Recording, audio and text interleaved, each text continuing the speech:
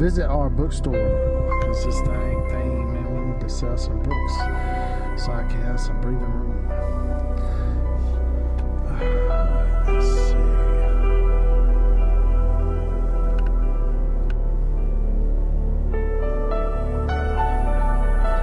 Camera 3 and 4. Man, what's up? Cha.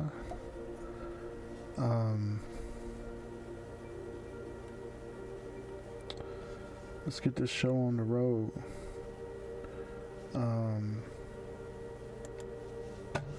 Oh Lord, and did I restart this thing? Please tell me. Oh.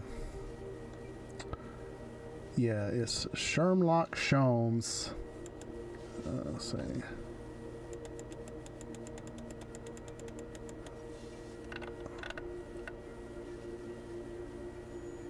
I'm about to sneeze, buddy. I sure am. I know I've been really hitting this Crusades book really hard, but I don't know. It's just riveting. I got so far into it, that I'm just like, man, I am so, this is the thing about when you're much younger. Reading a book is really nothing. It's not. Think back to the novels you read. When's the last time you read Wuthering Heights? Great book, man. It creeped me out, man, when that ghost was breaking the hand in the window thing. That was the scariest thing I ever. But that's and somehow him going to the grave of the unrequited love or whatever. I can't. It was just like, it's a love story where it didn't work out painfully. It didn't work out, But that's all I remember. And I read that dang thing 3 times, man. Reading a book is after a number of years go by, it's not in the forefront of your consciousness, right? So why I'm saying this is like, don't miss out when you're younger by thinking you're reading a lot, because you're never going to read that much. A human being in the course of that one person.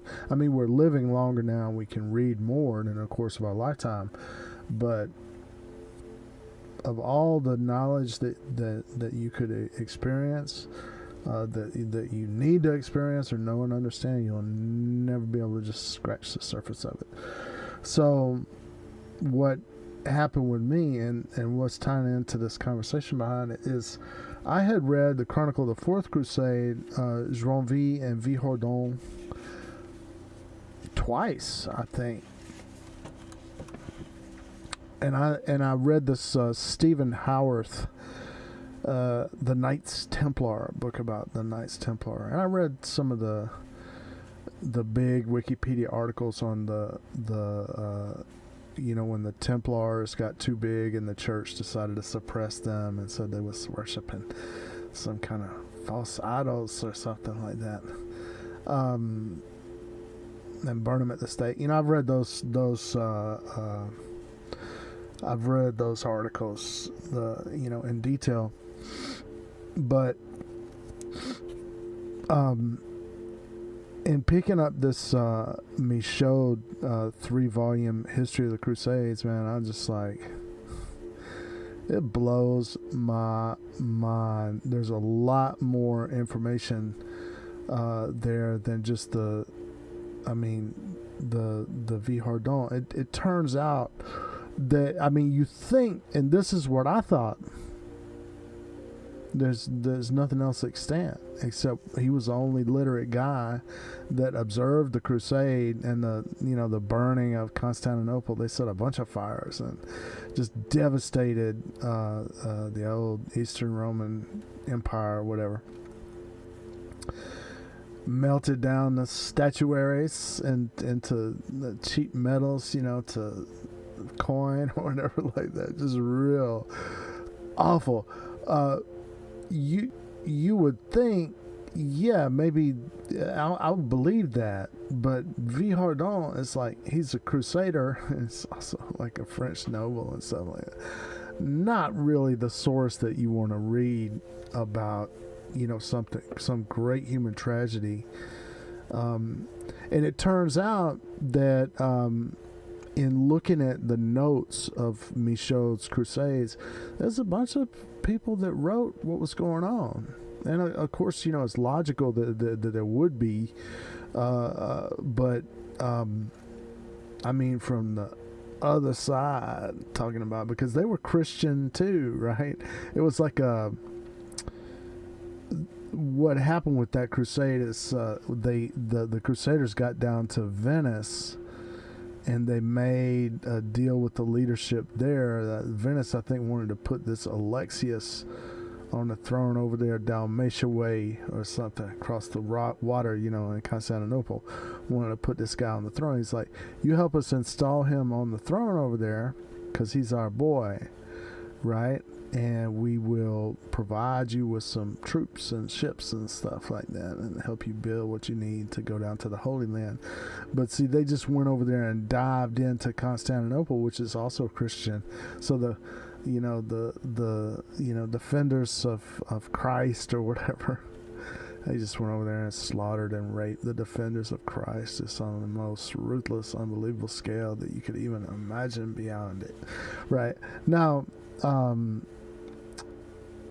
yeah, when you look at like Michaud, it's like maddening. I tell you one thing that really pissed me off, and if you were watching my stream, or I was just like about, I was like real, is there's in the course of the Crusades, there's a big slaughter of Jewish people. It's like the Crusaders, they had Jews restricted in the kind of work that they were allowed to do. They made them into money lenders, something that was restricted for Christians to do. That's what they would force the Jews to do. So the Jews were involved in money lending. And the Crusaders said, we need to go down and, kill non-Catholics in the Holy in Palestine. We need to borrow some money. And so they lent them some money, and they were like, hey, if we kill you Jews for thumbing your nose at Jesus, we don't have to pay this back. And so they did. And it was like this Volkmar and Emok or whatever, Duke or something like that. They had what was called the Rhineland massacres. Very terrible slaughter of Jews, just because they were Jewish, right? They can't sit up here and thumb their nose at Jesus. And but okay, it's enough. Michaud is telling the story and how terrible it was. Literally, people, whole families setting themselves on fire in their houses, so that wives and daughters wouldn't be ravished, and just really, really awful. And then at the end of it, Michaud says, well, the Jews did make fun of them. Like they had it coming, because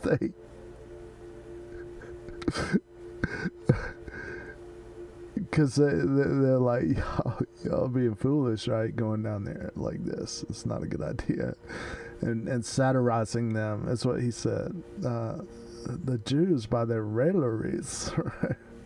Like, I cannot believe that. But this guy, Michaud, you read his history of the Crusade, and I think everybody should read it. But don't believe this guy's ideology.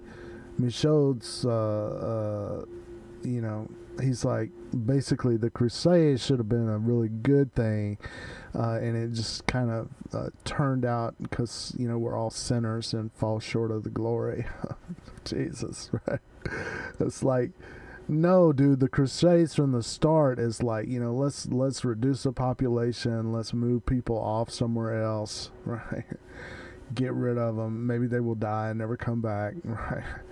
If they do come back, maybe they'll bring a lot of money, for the economy or something like that.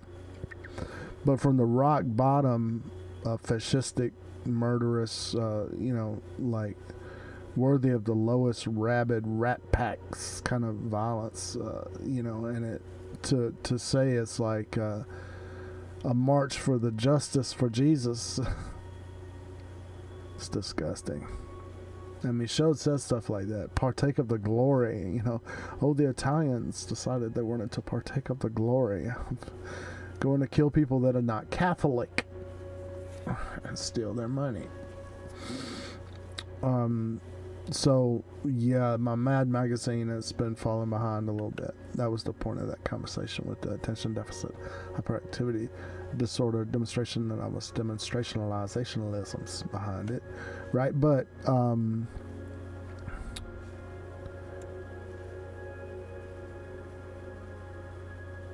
we left off with this, why, it's just a plain unmarked umbrella. Aha, my friend, is that all it tells you? Well, I would say it belongs to a young lady, a handsome brunette, 24, 54, 36, 22, 34, 36, 22, 34, 23, skidoo! Furthermore, her fingernail on her left forefinger. What does that say? I can't even read it. Has 1/52nd of an inch chipped off of the edge. She has a tiny beauty mark, 1/16th of an inch in diameter under her right armpit, and a tattoo on her right bicep of a simulated dagger piercing the flesh and inscribed with the word Mother. Great Godfrey, Sholmes. I say, Sholmes, how the devil do you know all this verschluggener stuff? Ha, what's it, you poor stupid fool? A case of pure simple deduction. I deduce all these things from pure simple clues. Staring you right in the face. I deduce all these things from little scuff marks and gravy stains on the umbrella. But mainly I deduce all these things from young lady herself, who just finished telling me deductions in the next room. What's it? I want you to meet Miss Prue Basketball, who has come to report foul play. You mean like discontinued dribbling?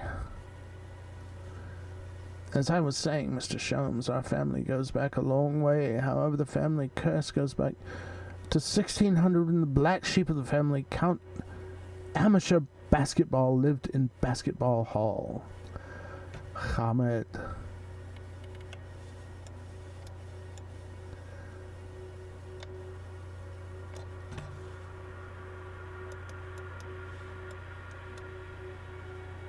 Unbelievable.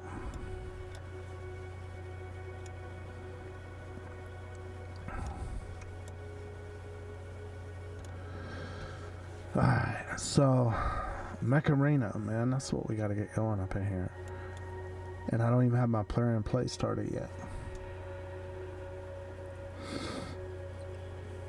Oh no, and my dang categorizationalizationalism is wrong. It's just photographs.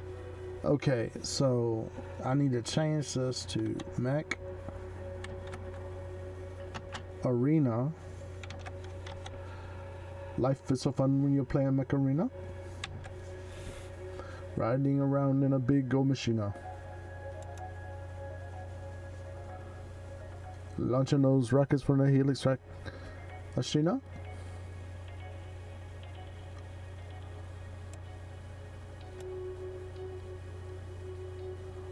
Gonna get down, gonna play some Mech Arena. Alright, let me refresh this thing. What I'm doing is, well, you know, it's my dang player and play going. Yeah, it is. Alright, here come Mech Arena. Alright, so I need to change my category to Mech Arena.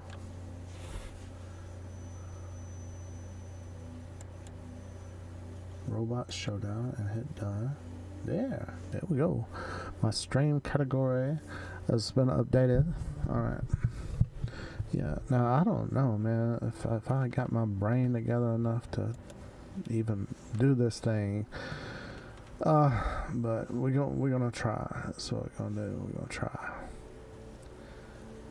No, my dang Discord thing not showing. It's kind of got a safety thing on it, I guess. When the window capture moves to a different Discord window, it's like, nope, it's invalid. I think that's maybe a property configuration on OBS, but I'm not sure.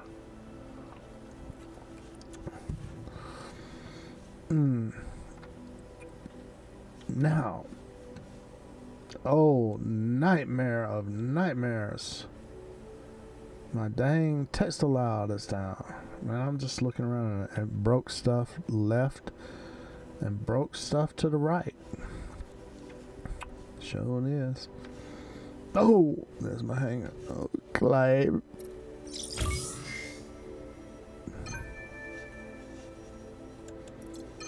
End tournament now. Oh no. It's the end of free for all, man. It breaks my heart.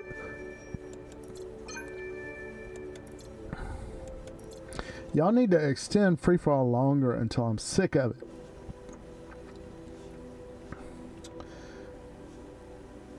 Because, man, it still cracks me up. That's the funniest thing. Ooh. And I've been a little bit gloomy lately. I haven't been appreciating the free-for-all as much as I could be if I had, yeah. Alright, so... Man, dang. And I probably was demotionalized. Or maybe I stayed the same, maintain my bracket.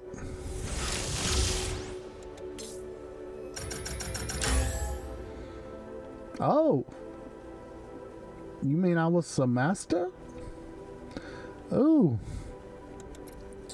but master, does not the fire need water too? Does not the mountain need the storm? Beavis and Butthead. I don't know if you remember that episode. That's the one where they're like appearing on all these old TV shows, and he's playing David Carradine. It's Kung Fu, yeah.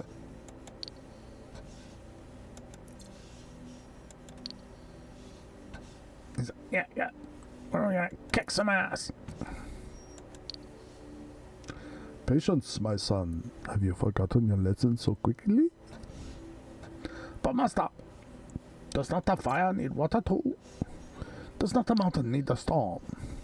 Does not your skeleton need kicking? Oh. Yeah. I miss Beavis and Butthead, man. I haven't seen them in a long time. I could go back and watch some of those. Senor Beavis, ¿dónde está tu holpas? Are you threatening me?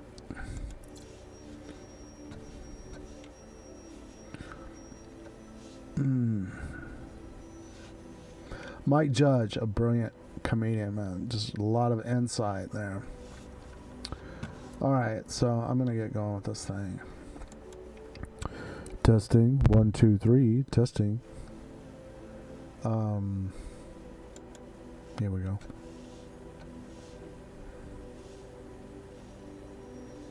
The barons were aware of this danger and forbade the Crusaders to quit their tents or go beyond their entrenchments.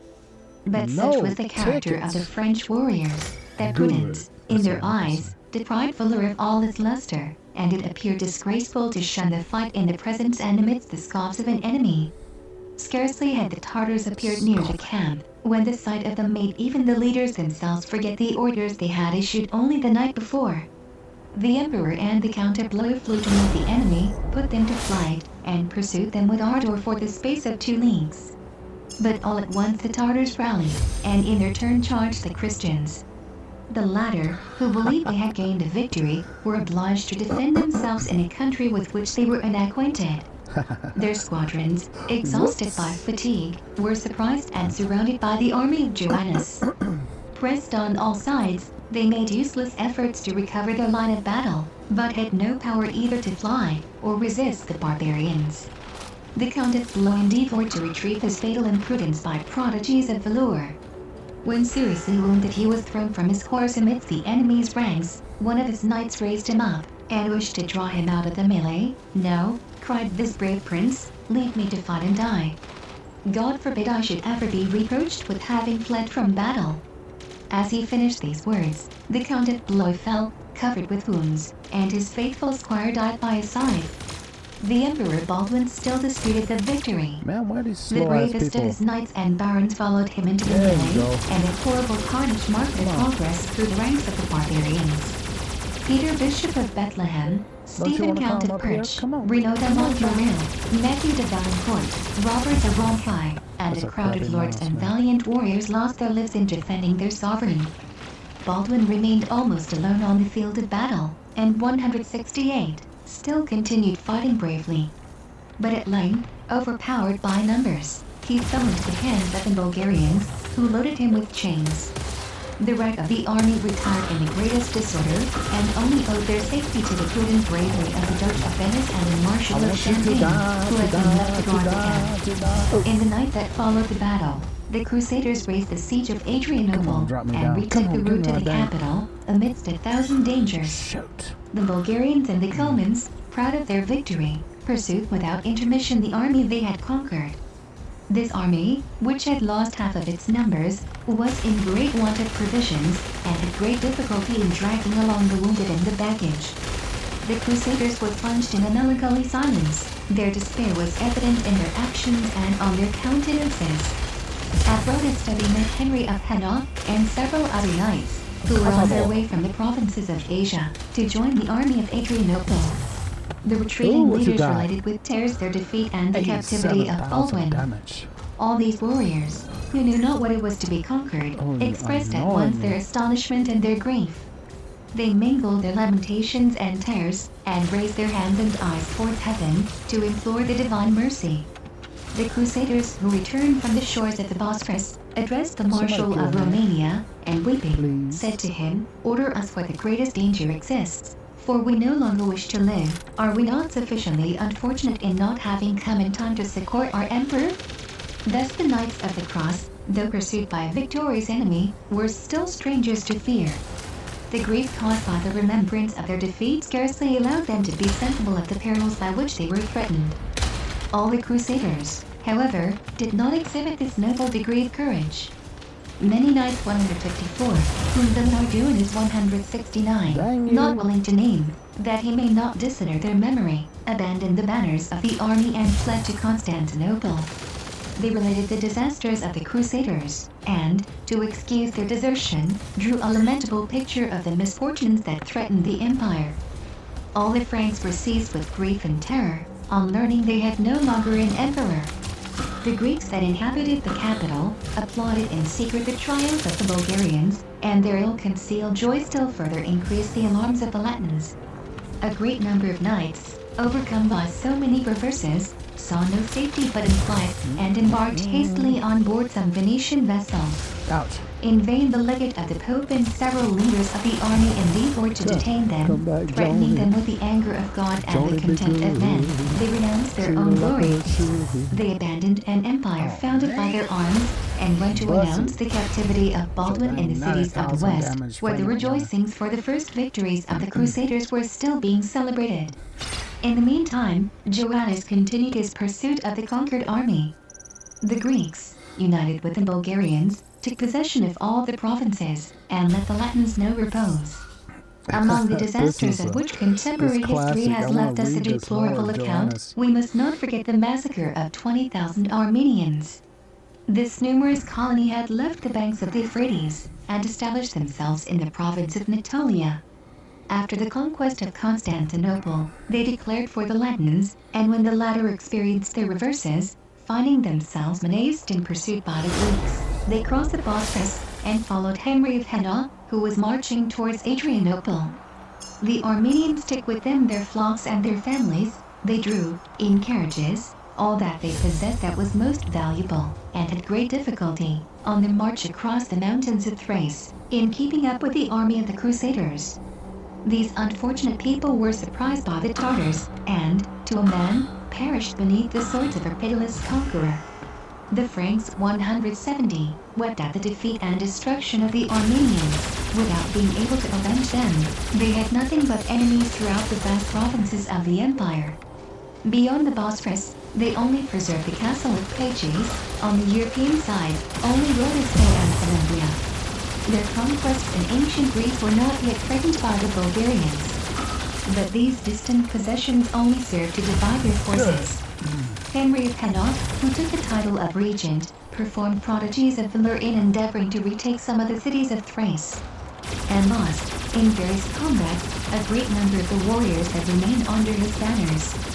The Bishop of Soissons and some other crusaders, invested with the confidence of their unfortunate companions in arms, were sent into Italy, France, and the county of Flanders, to solicit the assistance of the knights and barons, but the succor they hoped for could only arrive slowly, and the enemy continued to make rapid progress. The army of the Bulgarians, like a violent tempest, advanced on all sides. It desolated the shores of the Hellespont, extended its ravages into the kingdom of Thessalonica, repassed Mount Humus, and returned, more numerous and more formidable than ever, to the banks of the Hadrus. The Latin Empire had no other defenders but a few warriors divided among the various cities and fortresses, and everyday war and desertion diminished the numbers and strength of the unfortunate conquerors of Byzantium. 500 knights, picked warriors of the army of the Crusaders, were attacked before the walls of Rusium, and cut to pieces by a countless multitude of Bulgarians and Comans. This defeat was not less fatal than the Battle of Adrianople. The hordes of Mount Haemus and the Borysthenes carried terror everywhere. On their passage, the country was in flames, and the cities afforded neither refuge nor means of defense. The land was covered with soldiers, who slaughtered all who came in their way. The sea was covered with pirates, who threatened every coast with their brigandage. Constantinople expected every day to see the standards of the victorious Joannes beneath its walls, and only owed its safety to the excess of evils that desolated all the provinces of the empire. 171. The king of the Bulgarians did not spare his allies any more than his enemies. He burned and demolished all the cities that fell into his hands. He ruined the inhabitants, dragged them in his train like captives, and made them undergo, in addition to the calamities of war, all the outrages of a jealous and barbarous tyranny. The Greeks, who had solicited his assistance, were at last reduced to implore the aid of the Latins against the implacable fury of their allies. The Crusaders accepted with joy the alliance with the Greeks, whom they never ought to have repulsed, and re-entered into Adrianople. Vidimatica, and most of the cities of Romania, shook off the intolerable yoke of the Bulgarians, and submitted to the Latins. The Greeks, whom Joannes had urged on to despair, showed some bravery, and became useful auxiliaries to the Latins. And the new empire might have hoped for a return of days of prosperity and glory, if so many calamities could possibly have been repaired by a few transient successes. But all the provinces were strewed with ruins, and the cities and countries were without inhabitants. The hordes of Mount Haemus, whether victorious or conquered, still continued their predatory habits. They easily recovered from their losses. The losses of the Franks became every day more irreparable. The leader of the Bulgarians sought out everywhere the foes of the new empire. And, being abandoned by the Greeks of Romania, he formed an alliance with Lascaris, the implacable enemy of the Latins. The Pope in vain exhorted the nations of France and Italy to take up arms for the assistance of the conquerors of Byzantium. He could not awaken their enthusiasm for a cause that presented to its defenders nothing but certain evils and dangers without glory. Amidst the perils that continued to multiply, the Crusaders remained perfectly ignorant of the fate of Baldwin. Sometimes it was said that he had broken his bonds, and had been seen wandering in the forests of Servia. 155, sometimes 172, that he had died of grief in prison. Sometimes that he had been massacred in the midst of a banquet by the king of the Bulgarians. That his mutilated members had been cast out upon the rocks, and that his skull, enchased in gold, served as a cup for his barbarous conqueror. Several messengers, sent by Henry of Hainaut, traveled through the cities of Bulgaria to learn the fate of Baldwin, but returned to Constantinople, without having been able to ascertain anything. A year after the Battle of Adrianople, the Pope, at the solicitation of the Crusaders, conjured Joannes to restore to the Latins of Byzantium the head of their new empire. The king of the Bulgarians contented himself with replying that Baldwin had paid the tribute of nature, and that his deliverance was no longer in the power of mortals. This answer destroyed all hopes of again seeing the imprisoned monarch, and the Latins no longer entertained a doubt of the death of their emperor. Henry of Hainaut received the deplorable heritage of his brother with tears and deep regret, and succeeded to the empire amidst general mourning and sorrow. To complete their misfortunes, the Latins had to wait for the loss of Dandolo, who finished his glorious career at Constantinople, and whose last looks must have perceived the rapid decline of an empire he had founded. 156. The greater part of the Crusaders had either 173 perished in battle, or returned to the west. Ouch. Boniface, in an expedition against the Bulgarians of Rhodope, received a mortal wound, and his head was carried in triumph to the fierce Joannes, who had already immolated a monarch to his ambition and vengeance. The succession of Boniface gave birth to serious disputes among the Crusaders. And the kingdom of Thessalonica, which had exhibited some splendor during its short existence, disappeared amidst the confusion and the storms of a civil and a foreign war. In the brother and successor of Baldwin were united the civil and military virtues. But he could scarcely hope to restore a power so shaken on all sides. I have not the courage to pursue this history, and describe the Latins in the extremes of their abasement and misery. On commencing my narration, I said, evil to the conquered. On terminating it, I cannot refrain from saying, evil to the conquerors. An old empire which molders away, a new empire ready to sink into ruins, such are the pictures that this crusade presents to us. Never did any epoch offer greater exploits for admiration, or greater troubles for commiseration. Amidst these glorious and tragical scenes, the imagination is excited in the most lively manner, and passes, without ceasing, from surprise to surprise. We are at first astonished at seeing an army of 30,000 men embarked to conquer a country which might reckon upon many millions of defenders. At tempest, an epidemic disease, want of provisions, disunion among the leaders, an indecisive battle, all, or any of these, might have ruined the army of the Crusaders, and brought about the failure of their enterprise. By an unheard of good fortune, nothing that they had to dread happened to them. They triumphed over all dangers, and surmounted all obstacles, without having any party among the Greeks. They obtained possession of their capital and the provinces. And, at the moment when they saw their standards triumphant all around them, it was that their fortune deserted them and their ruin began. A great lesson is this, given to nations by Providence, which sometimes 174 employs conquerors to chastise both people and princes, and then, at its pleasure, destroys the instrument of its justice. There is no doubt that their providence, which protects empires, will not permit great states to be subverted with impunity. And to deter those who wish to conquer everything by force of arms, it has decreed that victory shall sometimes bear none but very bitter fruits. The Greeks, a degenerate nation, honored their misfortunes by no virtue. They had neither sufficient courage to prevent the reverses of war, nor sufficient resignation to support them. When reduced to despair, they showed some little valor. But that valor was imprudent and blind. It precipitated them into new calamities, and procured them masters much more barbarous than those whose yoke they were so eager to shake off. They had no leader able to govern or guide them. No sentiment of patriotism strong enough to rally them, deplorable example of a nation left to itself, which has lost its morals, and has no confidence in its laws or its government. The Franks had just the same advantages over their enemies that the barbarians of the north had over the Romans of the Lower Empire. In this terrible conflict, simplicity of manners, the energy of a new people for civilization, the ardor for pillage, and the pride of victory were sure to prevail over the love of luxury, habits formed amidst corruption, and vanity which attaches importance to the most frivolous things, and only preserves a gaudy resemblance of true grandeur. The events we have recorded are, doubtless, sufficient to make us acquainted with the manners and intellectual faculties of the Greeks and Latins.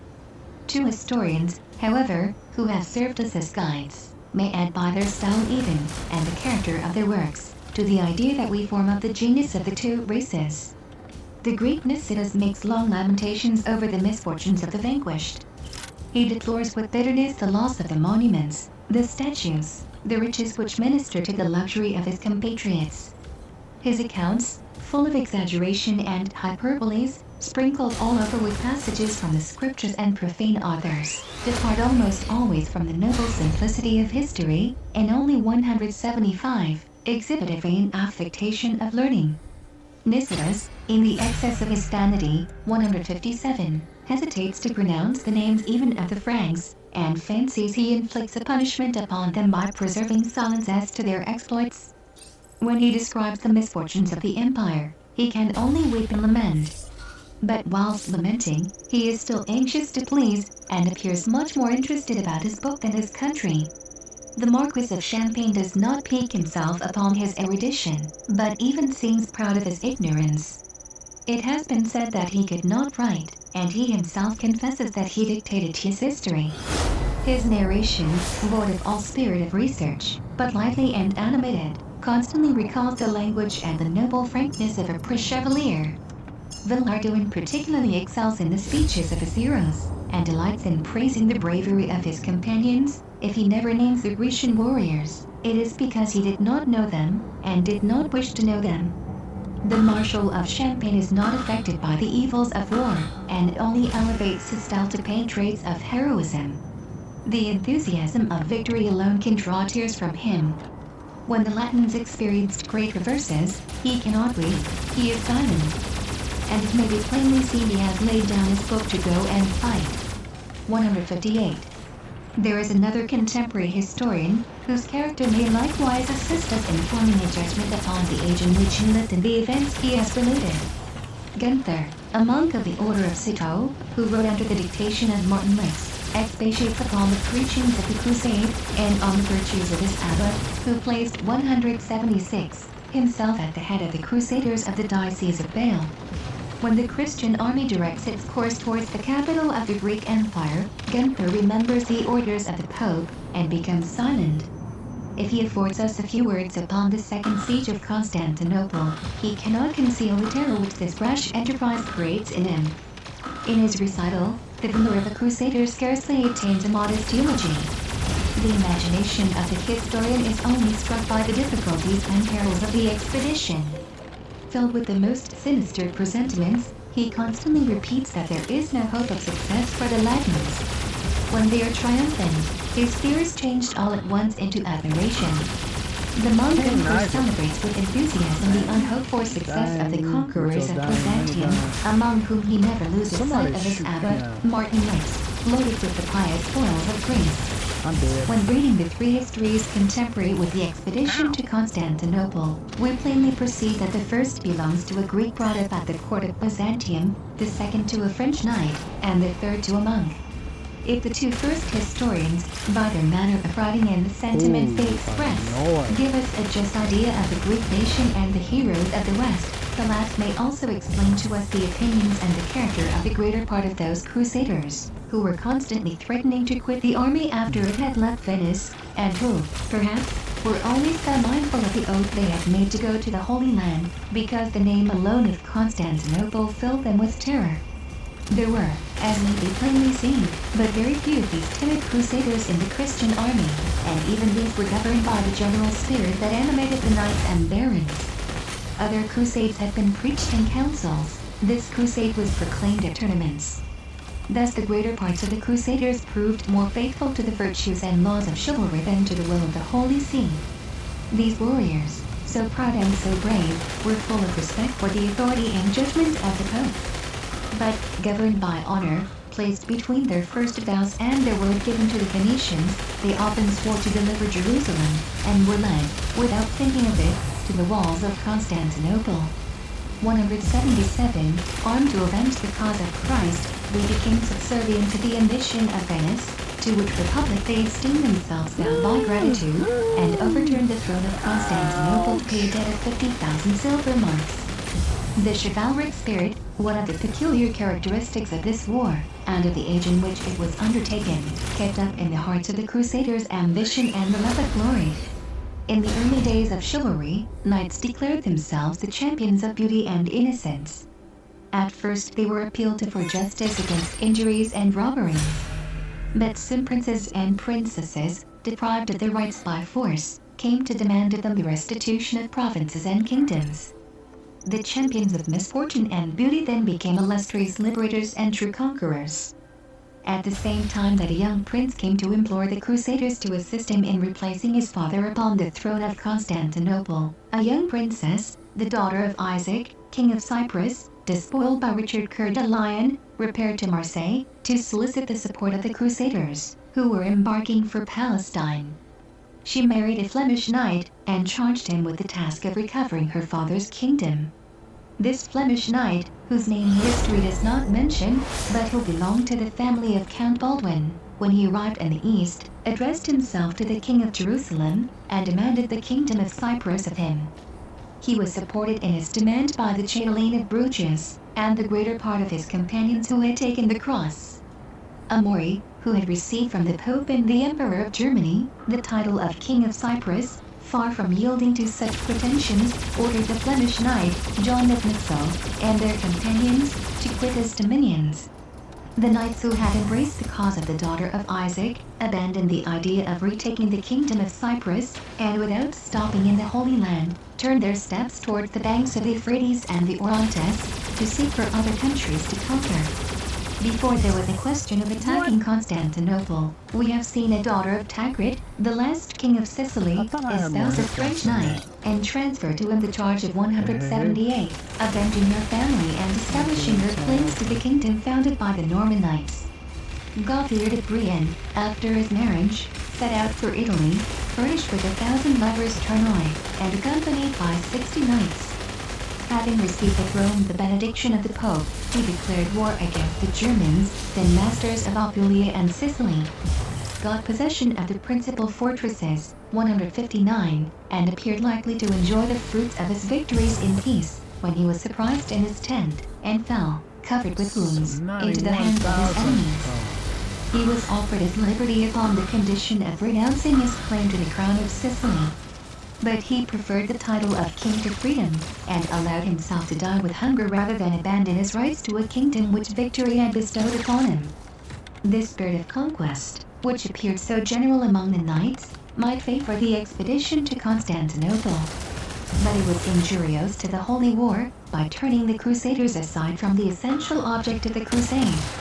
The heroes of this war did nothing for the deliverance of Jerusalem, of which they constantly spoke in their letters to the Pope. The conquest of Byzantium, very far from being, as the knights believed, the road to the land of Christ, was but a new obstacle to the taking of the Holy City. Their imprudent exploits placed the Christian colonies in greater peril, and only ended in completely subverting, without replacing it, a power which might have served as a barrier against the Saracens. The Venetians skillfully took advantage of this disposition of the French knights. Venice succeeded in stifling the voice of the sovereign pontiff, who often gave the Crusaders counsels dictated by the spirit of the gospel. The Republic had the greatest influence over the events of this war, and over the minds of the barons and knights, who allowed themselves to be governed by turns by the sentiments of honor and 179, by a desire to win rich dominions, and thus exhibited throughout their conduct an inconsistent mixture of generosity and avarice. The inclination to enrich themselves by victory had, particularly, no longer any bounds when the Crusaders had once beheld Constantinople. Ambition took the place in their hearts of every generous sentiment, and left nothing of that enthusiasm which had been the moving principle of other crusades. No prodigy, no miraculous apparition came to second or stimulate the valor of knights to whom it was quite sufficient to point out the wealth of grace. In preceding crusades, the bishops and ecclesiastics promised the combatants indulgences of the Church in eternal life. But in this war, as the Crusaders had incurred the displeasure of the head of the faithful, they could not be supported in their perils by the hope of martyrdom. And the leaders who were acquainted with the spirit that animated their followers, contented themselves with offering a sum of money to the soldier that should first mount the ramparts of Constantinople. When they had pillaged the city, knights, barons, and soldiers exclaimed, in the intoxication of their joy, "Never was so rich a booty seen since the creation of the world." We have remarked that, in the conquest of the provinces, every knight wished to obtain a principality. Every count, every lord, wished for a kingdom. The clergy themselves were not exempt from this ambition, and often complained to the Pope of not having been favored in the division of the spoils of the Greek Empire.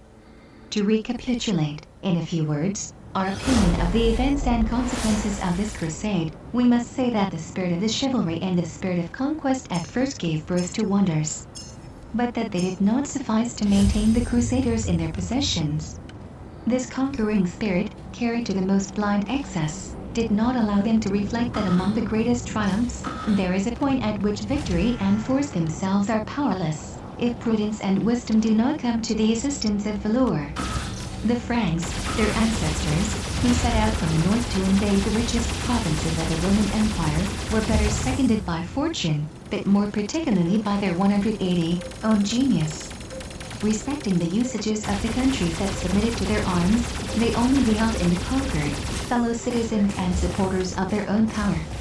They did not create a foreign nation in the midst of the nations they had desolated by their victories. The Crusaders, on the contrary, evinced a profound contempt for the Greeks, whose alliance and support they ought to have been anxious to seek. They wished to reform manners and alter opinions, a much more difficult task than the conquest of an empire, and only met with enemies in a country that might have furnished them with useful allies. We may add that the policy of the Holy See, which at first undertook to divert the Latin warriors from the expedition to Constantinople, became, in the end, one of the greatest obstacles to the preservation of their conquests. The counts and barons, who reproached themselves with having failed in obedience to the sovereign pontiff, at length followed scrupulously his instructions to procure by their arms the submission of the Greek Church, the only condition on which the Holy Father would pardon a war commenced in opposition to his commands. To obtain his forgiveness and approbation, they employed violence against schism and heresy, and lost their conquest by endeavoring to justify it in the eyes of the sovereign pontiff. The Pope himself did not obtain that which he so ardently desired. The union of the Greek and Roman churches could not possibly be effected amidst the terrors of victory and the evils of war. The arms of the conquerors had less power than the anathemas of the church to bring back the Greeks to the worship of the Latins. Violence only served to irritate men's minds, and consummated the rupture, instead of putting an end to it.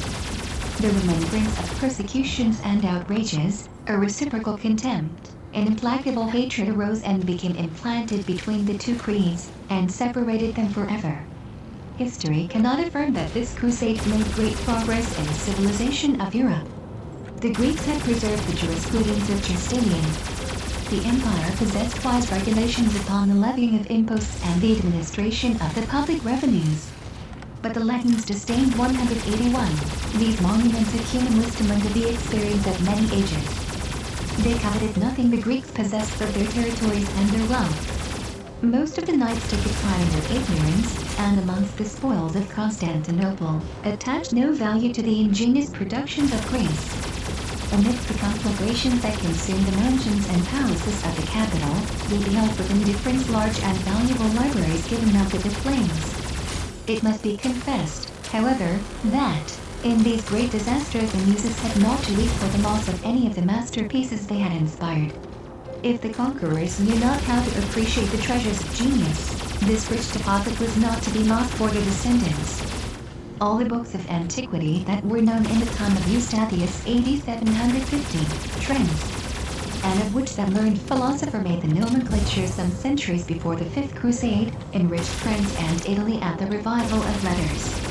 We may add that the necessity for both conquerors and conquered of intercommunication must have contributed to the spreading of the Latin language among the Greeks, and that of the Greeks among the Latins. Ouch! 160.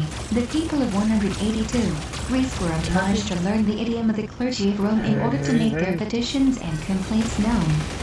The ecclesiastics charged by the Pope to convert the Greeks could not dispense with the study of the language of Plato and Demosthenes, to teach the disciples of Photius the truth of the Roman Catholic religion.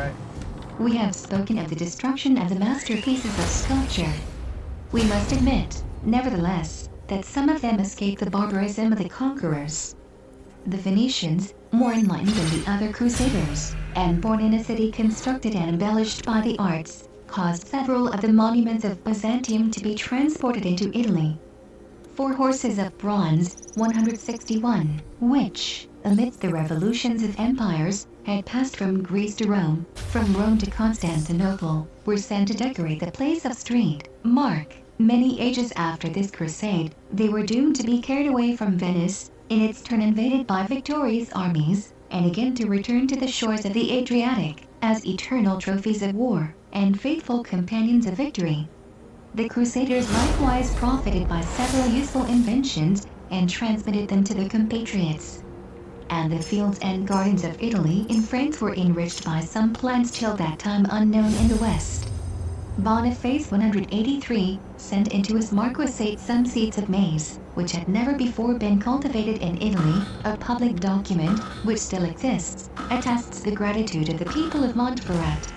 The magistrates received the innocent fruits of victory with great solemnity, and, upon their altars, called down a blessing upon a production of Greece, that would one day constitute the wealth of the plains of Italy. 162.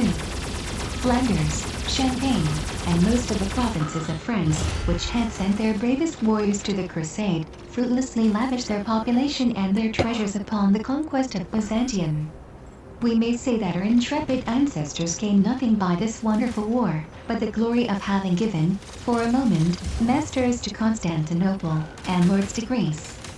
And yet these distant conquests, and this new empire, which drew from France its turbulent and ambitious princes, must have been favorable to the French monarchy. Philip Augustus must have been pleased by the absence of the great vassals of the crown, and had reason to learn with joy that the Count of Flanders, a troublesome leader, and a not very submissive vassal, had obtained an empire in the East. The French monarchy thus derived some advantage from this crusade. But the Republic of Venice profited much more by it. This republic, which scarcely possessed a population of 200,000 souls, and had not the power to make its authority respected on the continent, in the first place, made use of the arms of the Crusaders, to subdue cities, of which, without their assistance, she could never have made herself mistress. By the conquest of Constantinople, she enlarged her credit and her commerce in the East, and brought under her law some of the richest possessions of the Greek emperors. She increased the reputation of her navy, and raised herself above all the maritime nations of Europe. The Venetians, though fighting under the banners of the cross, never neglected the interests or glory of their own country, whilst the French knights scarcely ever fought for any object but personal glory in their own ambition. 184. The Republic of Venice, accustomed to calculate the advantages and expenses of war, immediately renounced all conquests the preservation of which might become burdensome, and of her new possessions in the East, only retained such as she judged necessary to the prosperity of her commerce, or the maintenance of her marine.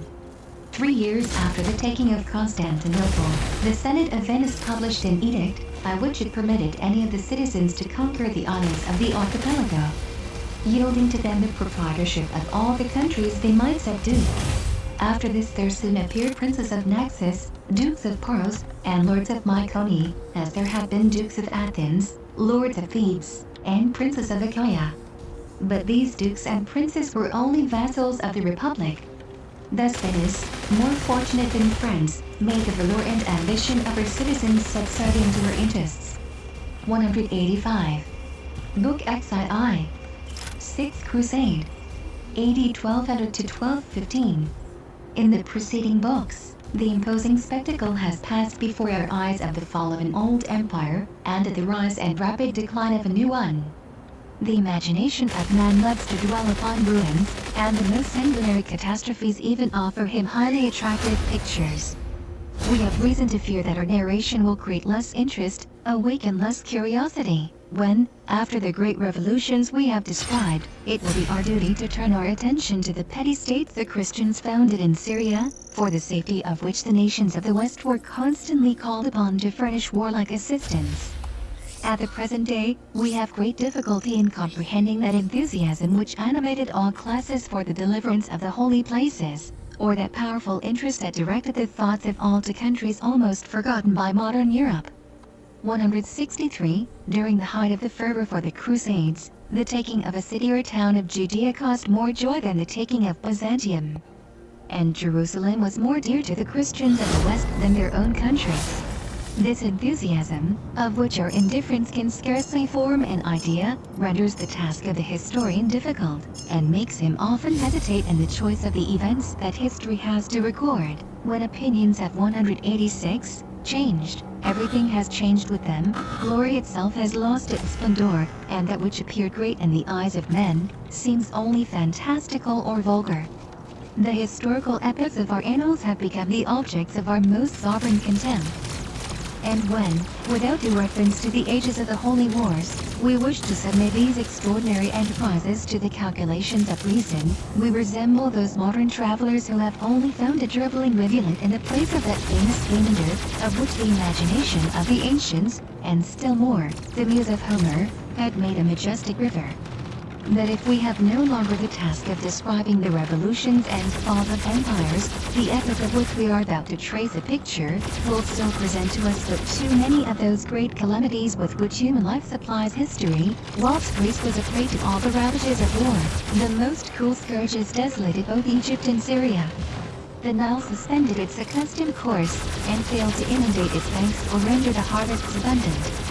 The last year of the century, 1200, announced itself, says an Arabian author, like a monster whose fury threatened to devour everything. When the famine began to be felt, the people were compelled to support themselves upon the grass of the fields and the order of animals. 164. The poor routed up cemeteries and disputed with the worms the spoils of coffins. When this awful scourge became more general, the population of the cities and country, as if pursued by a pitiless enemy, fled away from their homes in despair, and wandered about at hazard from city to city, from village to village, meeting everywhere with the evil they wished to avoid. In no inhabited place could they step foot without being struck by the appearance of a putrefying carcass, or some unhappy wretch on the point of expiring. The most frightful effect of this universal calamity was that the want of food gave birth to the greatest crimes, and 187 rendered every man the enemy of his fellows. At the commencement of the famine much horror was expressed at some being reduced to feed upon human flesh, but examples of so great a scandal increased with such rapidity, that it was soon spoken of with indifference. Men contending with famine would spare the rich no more than the poor, were no longer sensible to pity, shame, or remorse, and were restrained neither by respect for the laws, nor by the fear of punishment. They came at last to devour each other like wild beasts. At Cairo, 30 women, in one day, perished at the stake, convicted of having killed and eaten their own children. The historian Abdallah relates a crowd of barbarous and monstrous incidents which make the blood run cold with horror, and to which we will not give a place in our history, for fear of being accused of calumniating human nature. The plague soon added its ravages to those of famine. God alone, says contemporary history, knows the number of those that died with famine and disease. The capital of Egypt, in the space of a few months, witnessed 111,000 funerals. At length it was found impossible to bury the dead, and the terrified survivors were obliged to be satisfied with casting them over the ramparts. The same mortality was experienced at Damietta, Kos, and Alexandria. It was at the period of seed time that the plague was at its height. They who sowed the seed were not the same that had plowed the ground, and they who sowed lived not to reap the harvest. The villages were deserted, and reminded travelers of those expressions of the Quran, "We have mown them all down and exterminated them." One cry was heard, and all had perished. The dead bodies that floated on the Nile were as numerous as the bulbous plants which, at certain seasons, covered the waters of that river. One fisherman counted more than 400 that passed before his eyes in a single day. Piles of human bones were met with everywhere. The roads, to borrow the expression of Arabian writers, were like a field sown with dead bodies, and the most populous provinces were as a banqueting hell for the birds of prey. Egypt lost more than 1 million of its inhabitants. Both famine and plague were felt as far as Syria, and the Christian 188 cities suffered equally with those of the Mussulmans. From the shores of the Red Sea to the banks of the Euphrates and the Orontes, the whole country presented one picture of desolation and warning. As if the anger of heaven was not satisfied, it was not long before a third calamity, not less terrible, followed in the train of the others. A violent earthquake laid waste the cities and provinces that famine and plague had spared. 165. The shocks resembled the motion of a sieve, or that which a bird makes when he raises and lowers his wings. The rising of the sea, and the agitation of the waves presented a horrible appearance. ships were, on a sudden, carried far onto the land, and multitudes of fish covered the shore. The height of Libanus opened and sunk in many places. The people of Syria and Egypt believed it to be the earthquake that is to precede the day of judgment. Many inhabited places totally disappeared. A vast number of men perished. The fortresses of Hana, Baran, and Baalbek were thrown down. The only part of the city of Nablus that was left standing was the street of the Samaritans. In Damascus, all the most superb edifices were destroyed. In the city of Tyre only a few houses escaped, and the ramparts of Ptolemy and Tripoli were nothing but heaps of ruins. The shocks were felt with less violence in the territory of Jerusalem, and, in the general calamity, both Christians and Muslims returned thanks to heaven for having spared in its anger the city of prophets and miracles. Such awful disasters ought to have caused the treaties made between the barons and the infidels to be respected. In the Fifth Crusade, the sovereign pontiff urged the Christians to take advantage of these calamitous days to invade the Muslim provinces of Syria and Egypt, but if the advice of the Pope had been followed, if the Christian army on leaving Venice had directed its march towards the countries devastated by pestilence and famine, it is most probable that the conquerors and the conquered would have perished together. At that period, death, like a formidable sentinel, guarded all the frontiers of the Christians and Muslims. All the scourges of nature became the terrible guardians of 189 provinces, and defended the approaches and entrances of cities better than the greatest armies could have done. The Christian colonies, however, began, not to repair their losses, but to forget the evil they had suffered. Amori, king of Jerusalem, set his barons an example of wisdom and pious resignation. The three military orders, that had exhausted their treasures to support their knights and soldiers during the famine, made a strong appeal, by messengers and letters, to the charity of the faithful of the West.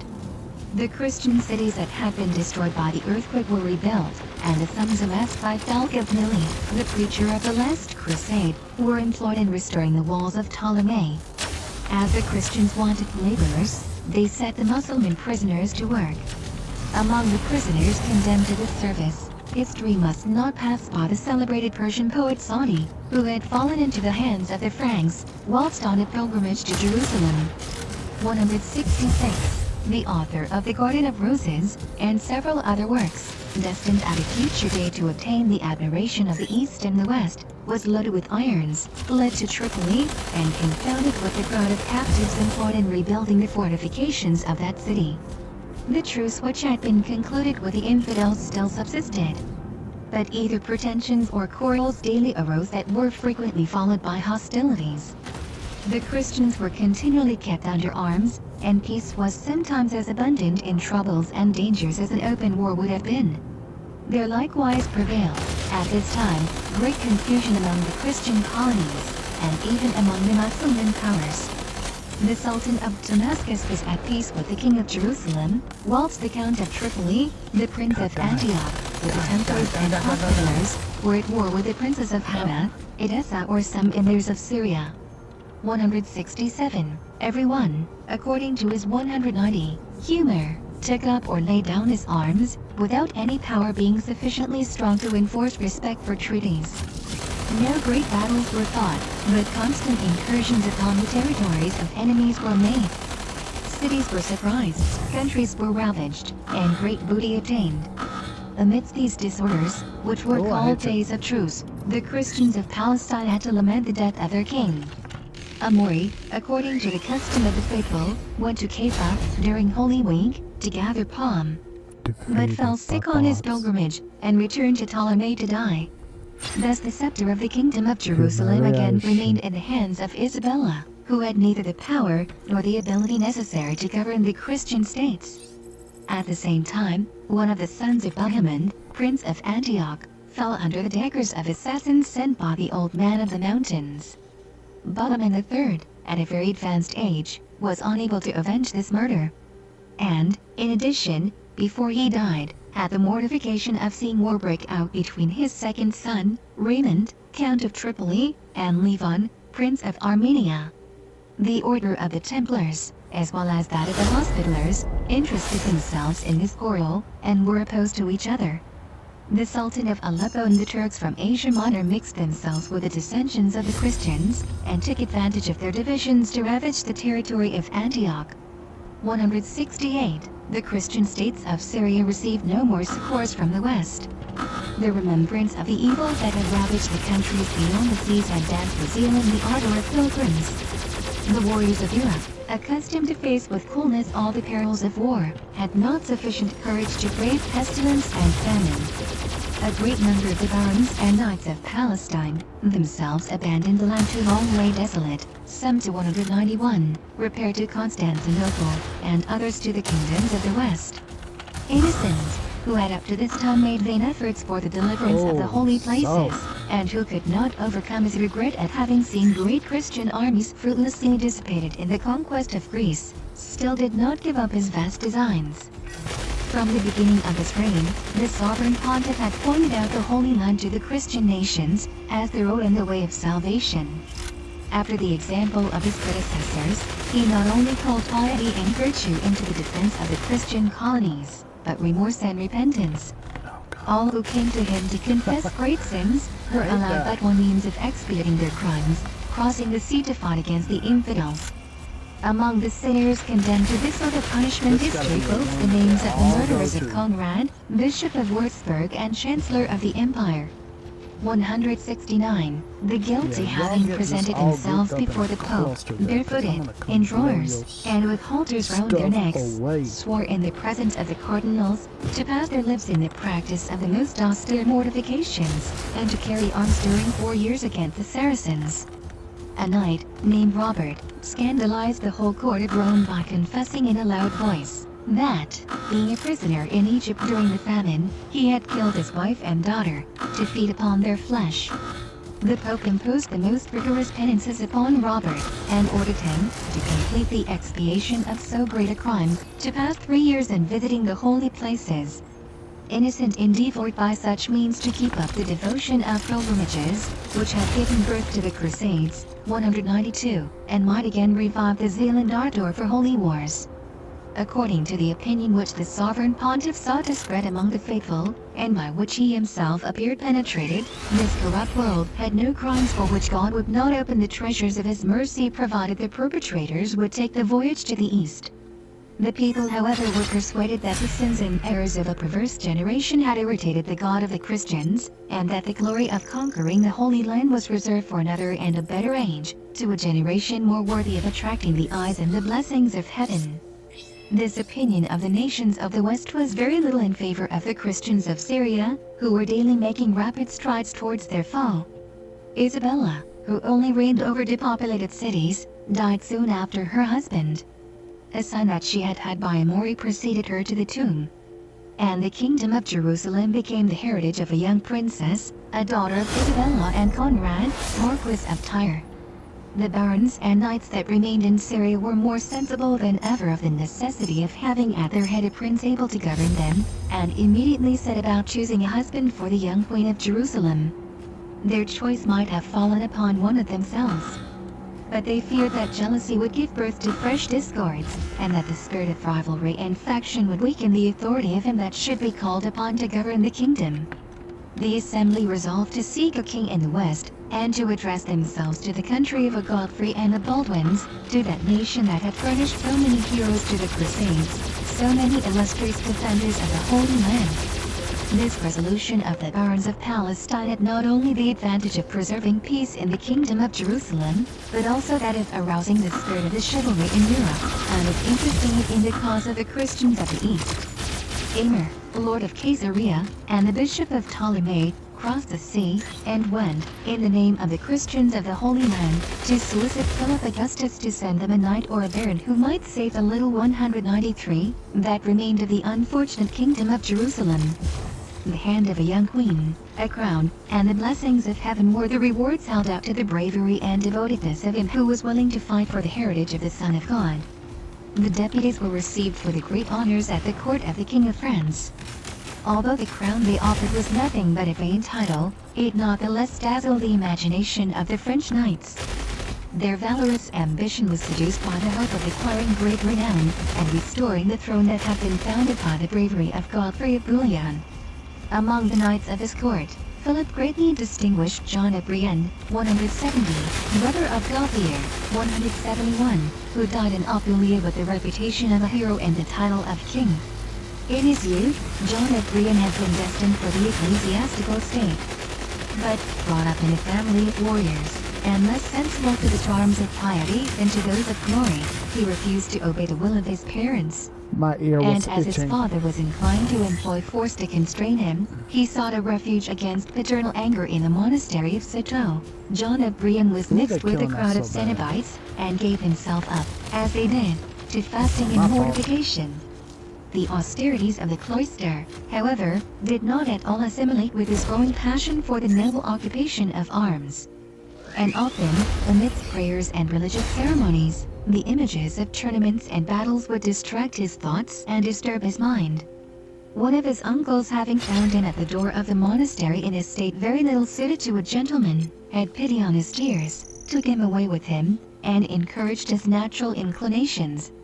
From that time the glory of combats entirely occupied his thoughts. And he who had been destined to the silence of cloisters and the peace of altars, was not long in creating for himself by his bravery and exploits a great and widely spread renown.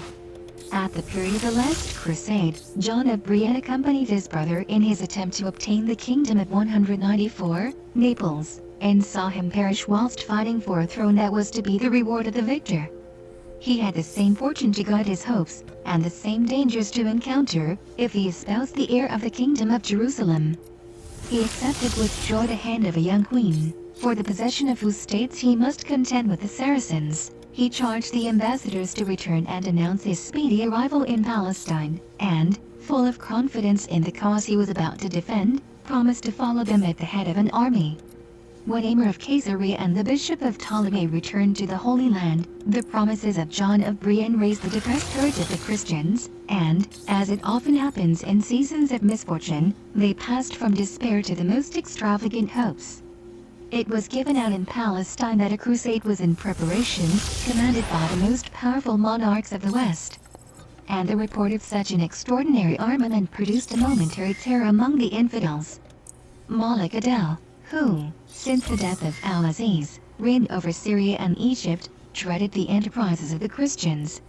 And as the truce made with the Franks was on the point of expiring, he proposed to renew it, offering to deliver up 10 castles or fortresses as a pledge of his good faith and his desire for a continuation of peace.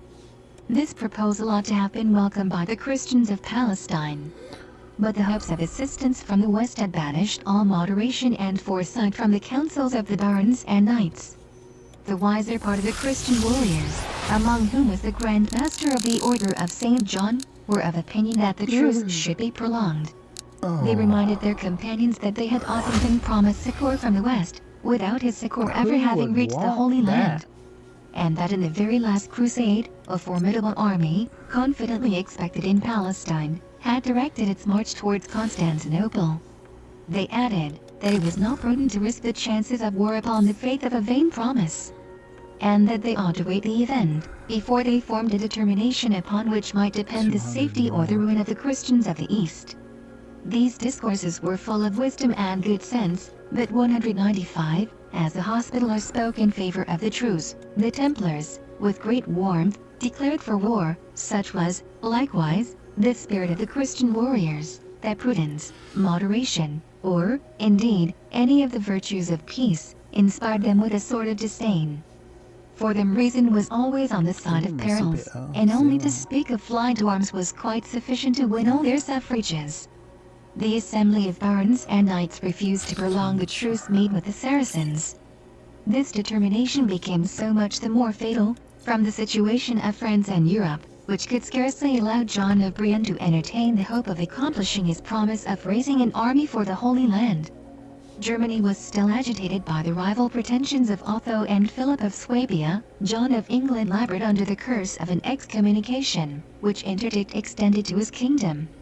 Philip Augustus was busily employed in taking advantage of all the troubles that were in full action around him.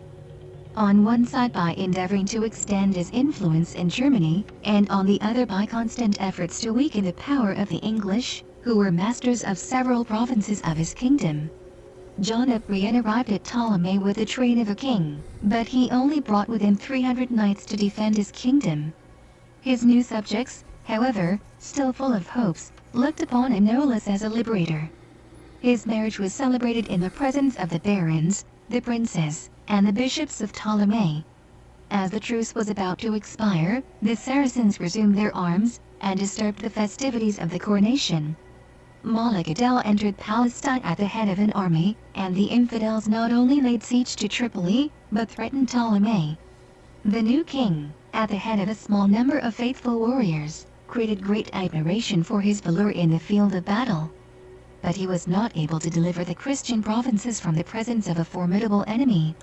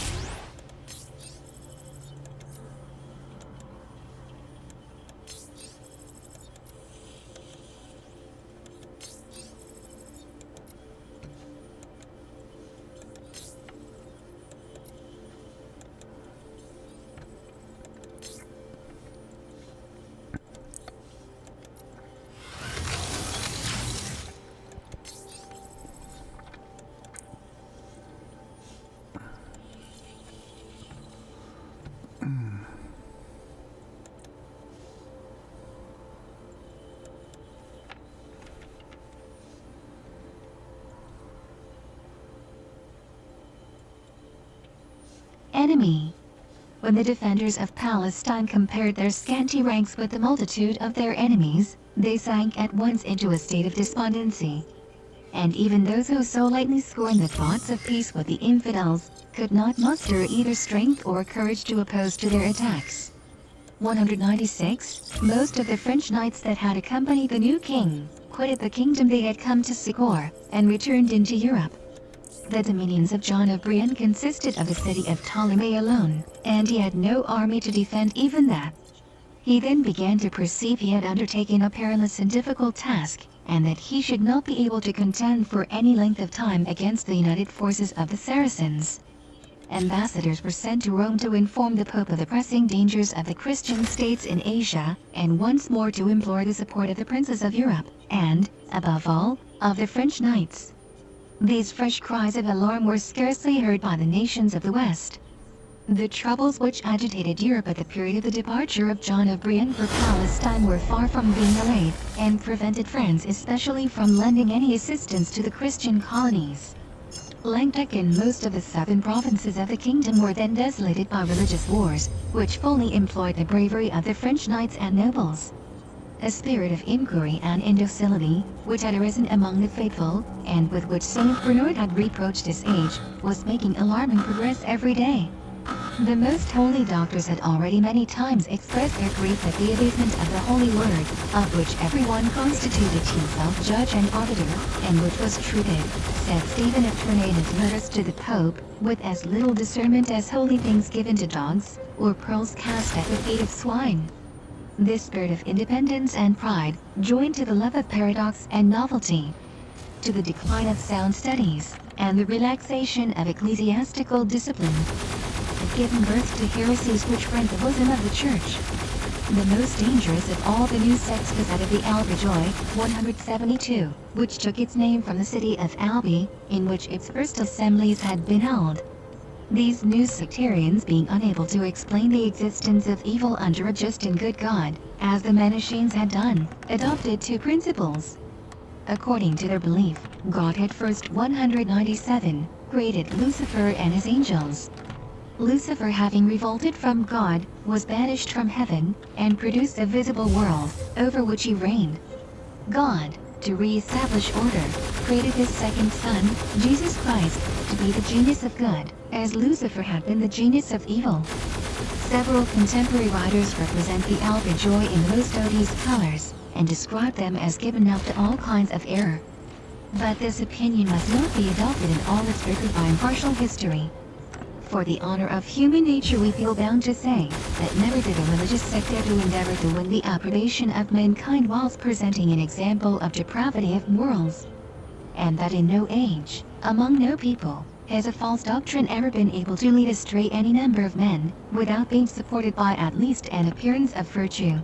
The wisest and most earnest Christians were at that period desirous of a reform in the clergy.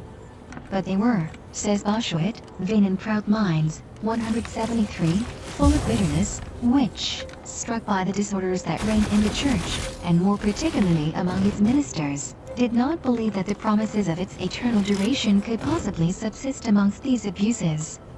These become proud, and thence weak, yielded to the temptation which leads to a hatred of the Church from a hatred of those who preside in it.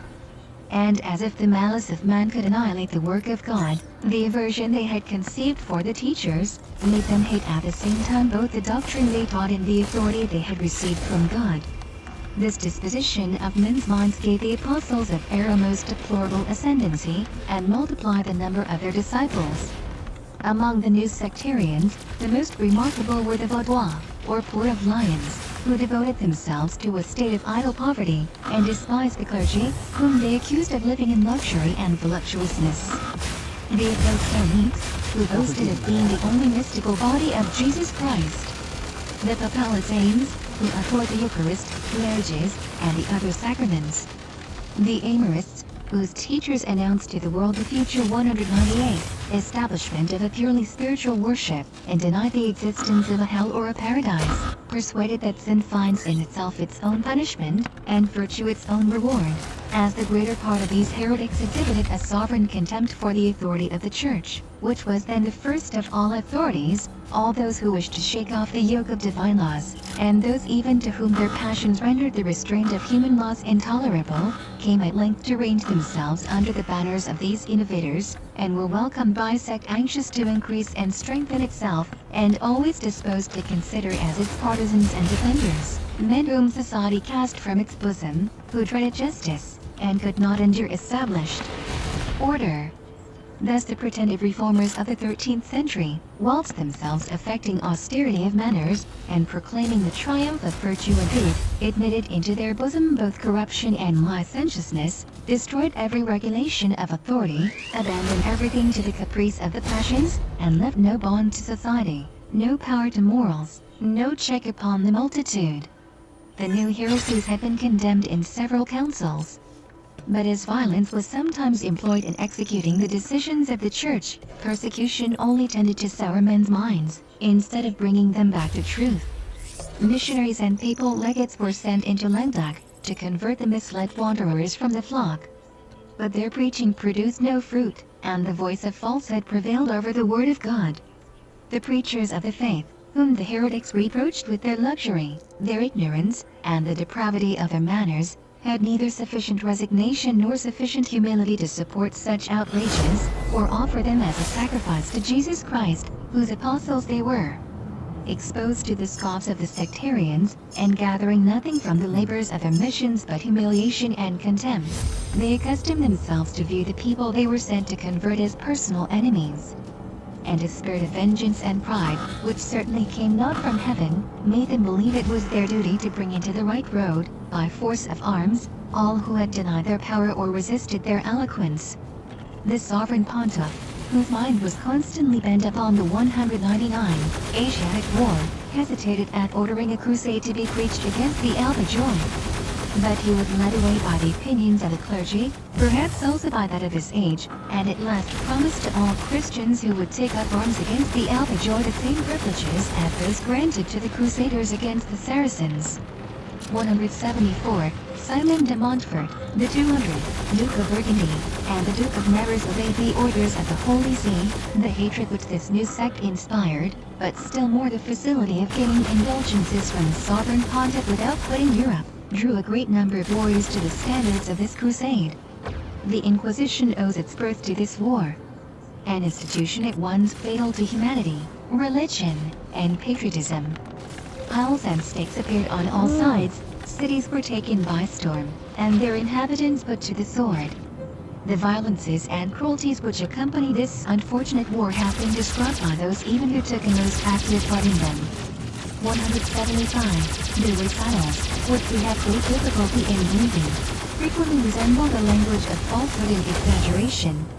In periods of vertigo and fury, when violent passions come in to mislead both opinions and consciences, it is not rare to meet with men who exaggerate the excesses to which 201 they have given themselves up, and boast of more evil than they have committed.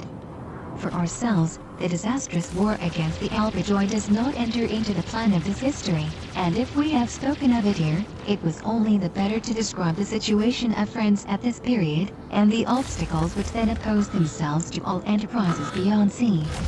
Amidst these constantly increasing obstacles, Innocent III was deeply afflicted at not being able to send succors to the Christians of Palestine, his regret being the greater from the circumstance that at the very time the Albigeois and the Count of Toulouse were subjected to this frightful crusade, the Saracens were becoming more formidable in Spain.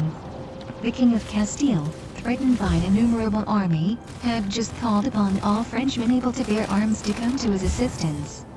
The Pope himself had written to all the bishops of France, recommending them to exhort the faithful of their dioceses to assist in a great battle which was to be fought between the Spaniards and the Moors, about the octave of Pentecost, 1212. Innocent promised the warriors who would prepare to sing the usual indulgences of holy wars. And a solemn procession was made at Rome, to implore of God the destruction of the Moors and Saracens. The archbishops of Narbonne and Bordeaux, the bishop of Nantes, and a great number of French nobles crossed the Pyrenees, followed by 2,000 knights with their squires and sergeants at arms. The Christian army met the Moors in the plains of Las Navas de Tolosa and fought a battle, in which more than 200,000 infidels lost either their lives or their liberty. The conquerors, loaded with spoils and surrounded by the dead, sang the Te Deum on the field of battle. The standard of the leader of the Almosts was sent to Rome as a trophy of the victory granted to the prayers of the Christian Church.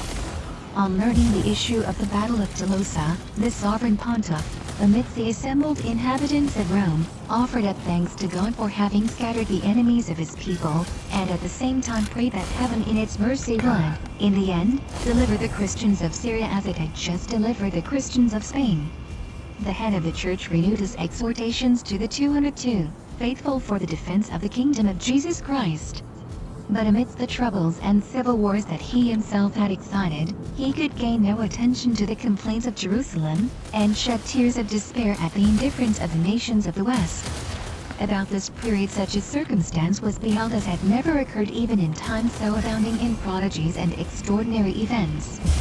50,000 children, in France and Germany, braving paternal authority, gathered together and pervaded both cities and countries, singing these words, "Lord Jesus, restore to us your holy cross."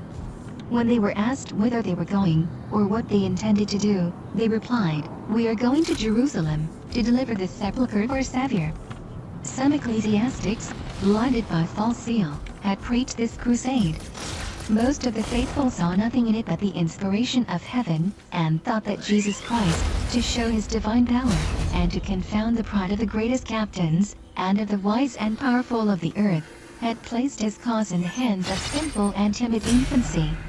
Many women of bad character, and dishonest men insinuated themselves amongst the crowd of these new soldiers of the cross, to seduce and plunder them. A great portion of this juvenile militia crossed the Alps, to embark at the Italian ports, whilst those who came from the provinces of France directed their course to Marseille.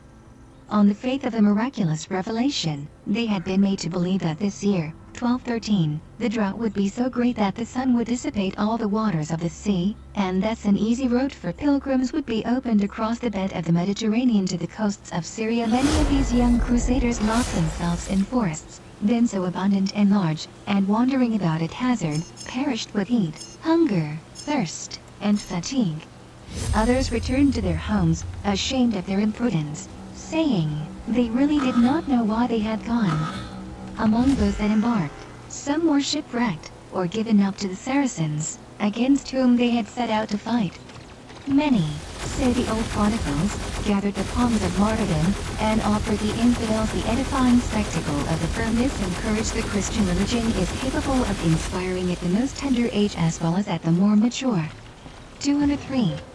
Such of these children as reached Ptolemy must have created terror as well as astonishment, by making the Christians of the East believe that Europe had no longer any government or laws, no longer any wise or prudent men either in the councils of princes or those of the church.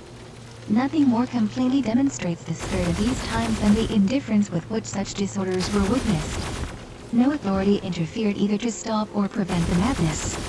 And when it was announced to the Pope that death had swept away the flower of the youth of France and Germany, he contented himself with saying, "These children reproach us with having fallen asleep, whilst they were flying to the assistance of the Holy Land." 176. The sovereign pontiff, in order to accomplish his designs, and rekindle the enthusiasm of the faithful, found it necessary to strike the imagination of the nations vividly, and to present a grand spectacle to the Christian world. Innocent resolved to assemble a general council at Rome, to deliberate upon the state of the Church and the fate of the Christians of the East. The necessity for succoring the Holy Land, said he in his letters of convocation, and the hope of conquering the Saracens, are greater than ever. We renew our cries and our prayers to you, to excite you to this noble enterprise. No one can imagine, added Innocent, that God has need of your arms to deliver Jerusalem. But he offers you an opportunity of showing your penitence, and proving your love for him. Oh, my brethren, how many advantages has not the Christian Church already derived from the scourges that have desolated her, and desolate her still?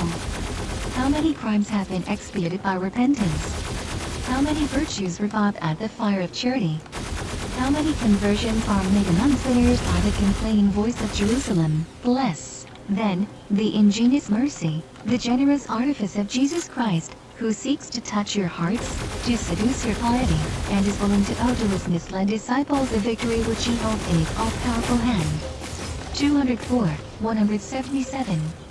The Pope afterwards compares Jesus Christ banished from his heritage, to one of the kings of the earth who might be driven from his dominions. Where are the vassals, added he, who will not risk their fortunes and their lives to restore their sovereign to his kingdom? Such of the subjects and servants of the monarch as shall have done nothing for his cause, ought they not to be ranked with the rebels, and be subjected to the punishment due to revolt and treason? It is thus that Jesus Christ will treat those who remain indifferent to the insults heaped upon him, and refuse to take up arms to fight against his enemies. To raise the hopes and the courage of the Christians, the Holy Father terminated his exhortation to the faithful, by saying that the power of Muhammad drew towards its end. For that power was nothing but the beast of the apocalypse, which was not to extend beyond the number of 600 years, 178, and already 6 centuries were accomplished. These last words of the Pope were sustained by the popular predictions which were spread throughout the West, and created a belief that the destruction of the Saracens was at hand. 179. As in preceding crusades, the Sovereign Pontiff promised all who should take arms against the infidels, the remission of their sins and the especial protection of the Church. Upon so important an occasion, the head of the Christians laid open the treasures of divine mercy to all the faithful, in proportion to their zeal and their gifts. All prelates and ecclesiastics, as well as the inhabitants of cities and countries, were invited to raise a certain number of warriors, and support them for 3 years, according to their means. The Pope exhorted princes and nobles who would not take the cross, to second the zeal of the Crusaders in every way in their power. The head of the Church demanded of all the faithful, prayers. Of the rich, alms and tributes. Of knights, an example of courage. Of maritime cities, vessels. He himself engaging to make the greatest sacrifices. Processions 205 were to be made every month in all parishes, in order to obtain the benedictions of heaven. All the efforts, all the vows, all the thoughts of Christians were to be directed towards the object of the holy war. That nothing might divert the faithful from the expedition against the Saracens, the Holy See revoked the indulgences granted to those who abandoned their homes to go and fight against the Albigeois in Languedoc, or the Moors on the other side of the Pyrenees. It is plain that the Sovereign Pontiff neglected nothing that could render the success of the holy enterprise more certain. A modern historian justly remarks that he employed every means, even such as were not likely to succeed. For he wrote to the Sultan of Damascus and Cairo, inviting him to replace the holy city in the hands of the servants of the true God. Innocent said in his letter that God had chosen the infidels as his instruments of vengeance. That he had permitted Saladin to get possession of Jerusalem, in order to punish the sins of the Christians. But that the day of deliverance was come, and that the Lord, disarmed by the prayers of his people, was about to restore the heritage of Jesus Christ. The Sovereign Pontiff counseled the Sultan to avoid the effusion of blood, and prevent the desolation of his empire. This was not the first time that the head of the Church had addressed prayers and warnings to the Muslim powers. 2 years before he had written to the Sultan of Aleppo, in the hope of bringing him back to the way of evangelical truth, and making him a faithful auxiliary of the Christians. All these attempts, which ended in nothing, clearly prove that the Pope was perfectly unacquainted with the spirit and character of the Muslims. The Sovereign Pontiff was not more fortunate when, in his letters, he desired the Patriarch of Jerusalem to use his utmost endeavors to arrest the progress of corruption and licentiousness among the Christians of Palestine. The Christians of Syria made no change in their morals, and all the passions maintained their reign amongst them. Whilst the Mussulmans fortified the holy city that was demanded of them, and employed themselves in arming against the attacks of the enemies of Islamism. 206. Nothing could exceed the ardor and activity of the Sovereign Pontiff. History can scarcely follow him, whilst seeking in every direction enemies against the Mussulmans.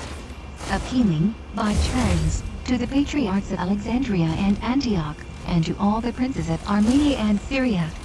His eye took in as one view both east and west. His letters and ambassadors passed unceasingly throughout Europe. He sent the convocation for the council and the bull of the crusade into all the provinces of Christendom. and his apostolic exhortations resounded from the shores of the Danube and the Vistula to the banks of the Tigris and the Thames. 180.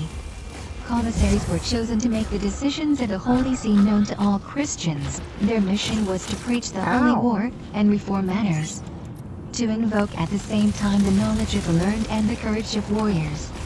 In many provinces, the mission of preaching the crusade was confided to the bishops. You're a bot. Cardinal Peter Robert de Corcan, who was then in France as legate of the Pope, received great powers from the Holy See and traveled through the kingdom, exhorting Christians to take up the cross and arms.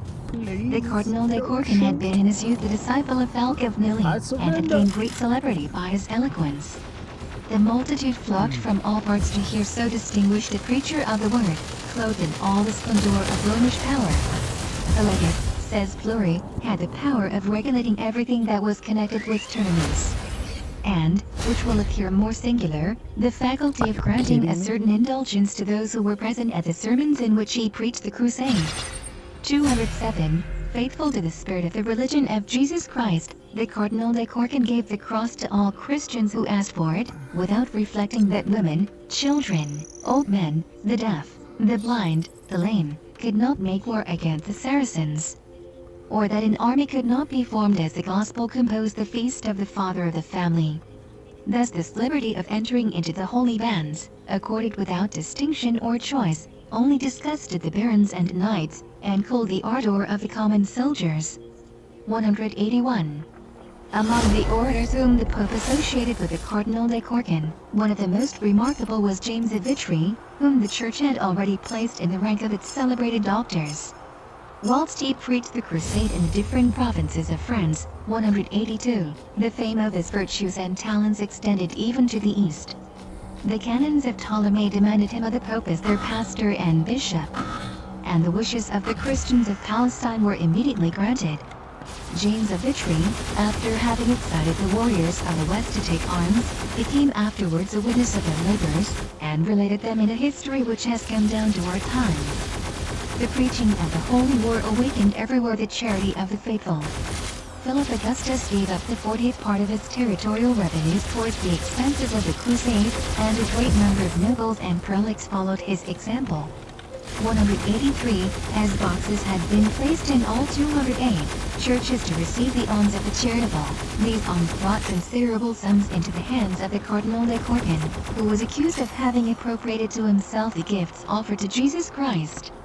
These accusations were the more eagerly received, from the legate having taken upon him to exercise, in the name of the Holy See, an authority which was displeasing to both the monarch and his people. The Cardinal, without the approbation of the king, levied taxes, enrolled warriors, forgave debts, lavished both rewards and punishments, and, in a word, usurped all the prerogatives of sovereignty. The exercise of such an unbounded power was the cause of trouble to all the provinces. 184. To prevent disorders, Philip Augustus thought it necessary to lay down regulations which should specify to the General Council the individual position of the Crusaders, and the exemptions and privileges they were to enjoy. That's a landmine right Whilst there. the Cardinal de Corcan continued to preach the crusade throughout the provinces of France, the Archbishop of Canterbury was earnestly engaged in inciting the people of England to take up arms against the infidels.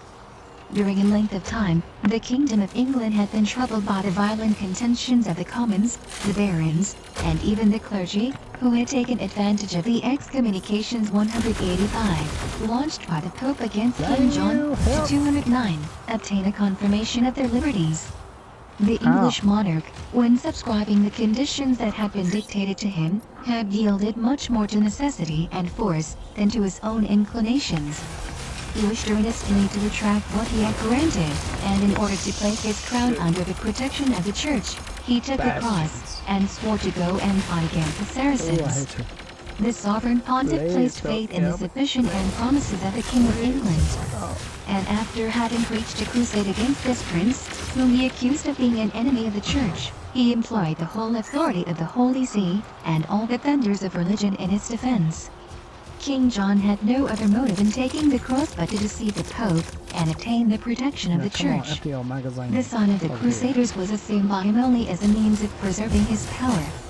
a false and deceitful policy, which was soon unmasked, and, without doubt, assisted much in diminishing the public enthusiasm for the Holy War. The barons of England, in their turn excommunicated by the Pope, employed themselves in defending their liberties, and paid no attention to the holy orders who called upon them to embark for Asia. The Empire of Germany was not less disturbed than the Kingdom of England. Otto of Saxony, after having been, during 10 years, the object of all the predilections of the Holy See, drew upon himself all at once the implacable hatred of Innocent, by putting forth some claims to certain domains of the Church, and to the Kingdom of Naples and Sicily. Not only was he himself excommunicated, but the cities even that remained faithful to him were placed under an interdict. The sovereign pontiff opposed Frederick II, son of Henry VI, to Otho, in the same manner as he had opposed Otho to Philip of Swabia.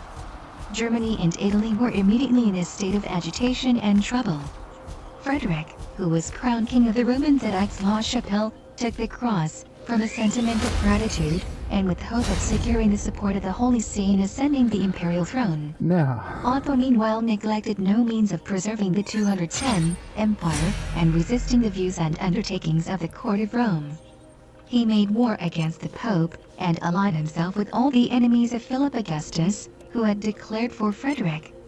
A formidable league, composed of the King of England and the Counts of Flanders, Holland, and Boulogne, threatened France with an invasion. The capital and provinces of that kingdom were already shared among the leaders of this league, when Philip gained the celebrated Battle of Bouvines. This memorable victory 186 secured the independence and honor of the French monarchy, and restored peace to Europe. Otho, conquered, lost his allies, and sunk beneath the thunders of the Church. The period was now arrived at which the council summoned by the Pope was to meet.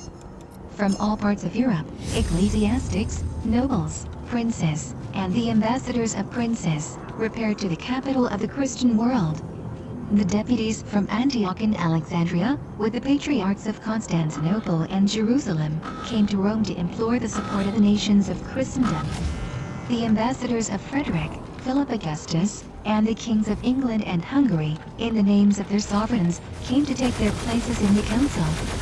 This assembly, which represented the Universal Church, and in which were nearly 500 bishops and archbishops, and more than 100 abbots and prelates from all the provinces of the East and West, took place in the Church of the Lateran, 187, and was presided over by the Sovereign Pontiff. Innocent opened the council by a sermon, in which he deplored the errors of his age and the misfortunes of the Church.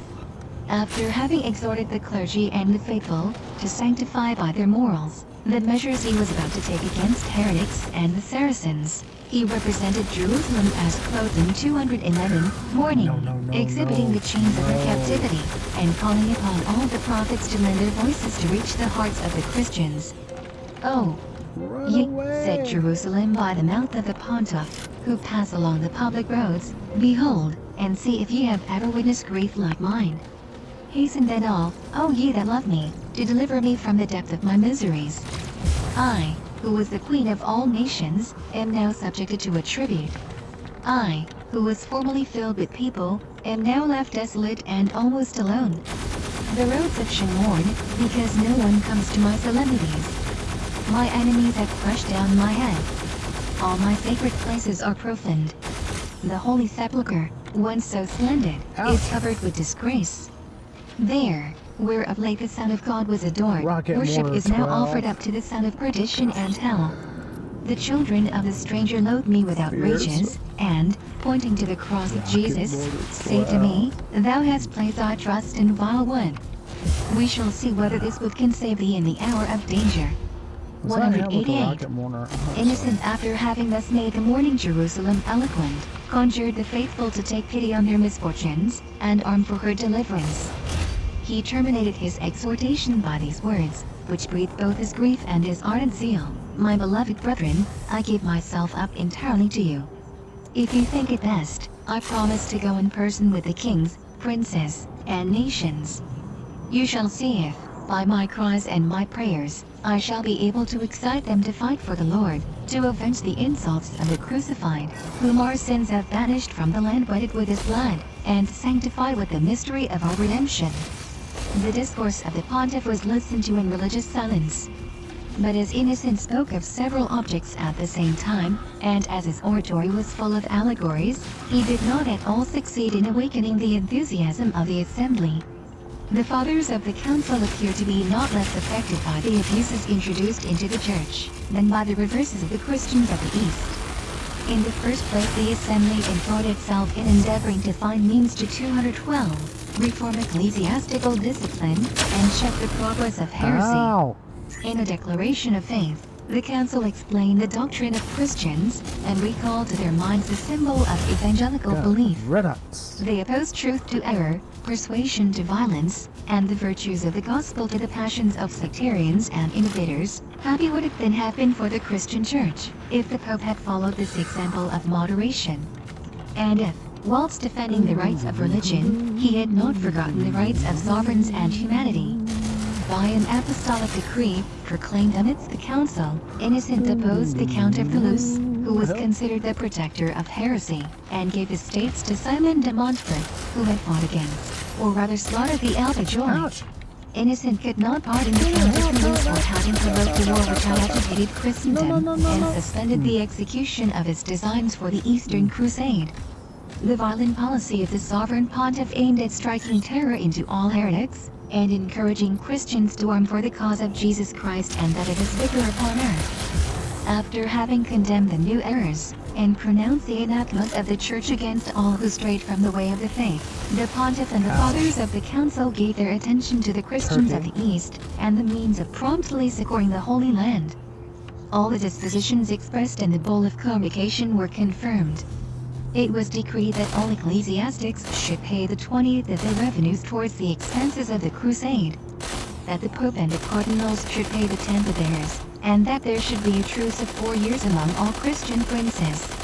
The council launched the thunders of excommunication against all princes that should molest the march of pilgrims, and against all that should furnish infidels with provisions or arms. The sovereign pontiff promised to direct the preparations for the war, to contribute 3,000 silver marks and to supply, at his own expense, several vessels for the transport of the crusaders.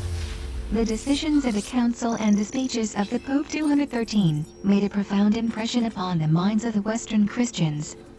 All the preachers of the Holy War were formally directed to recall the faithful to a sense of penitence, and to prohibit dances, tournaments, and public sports.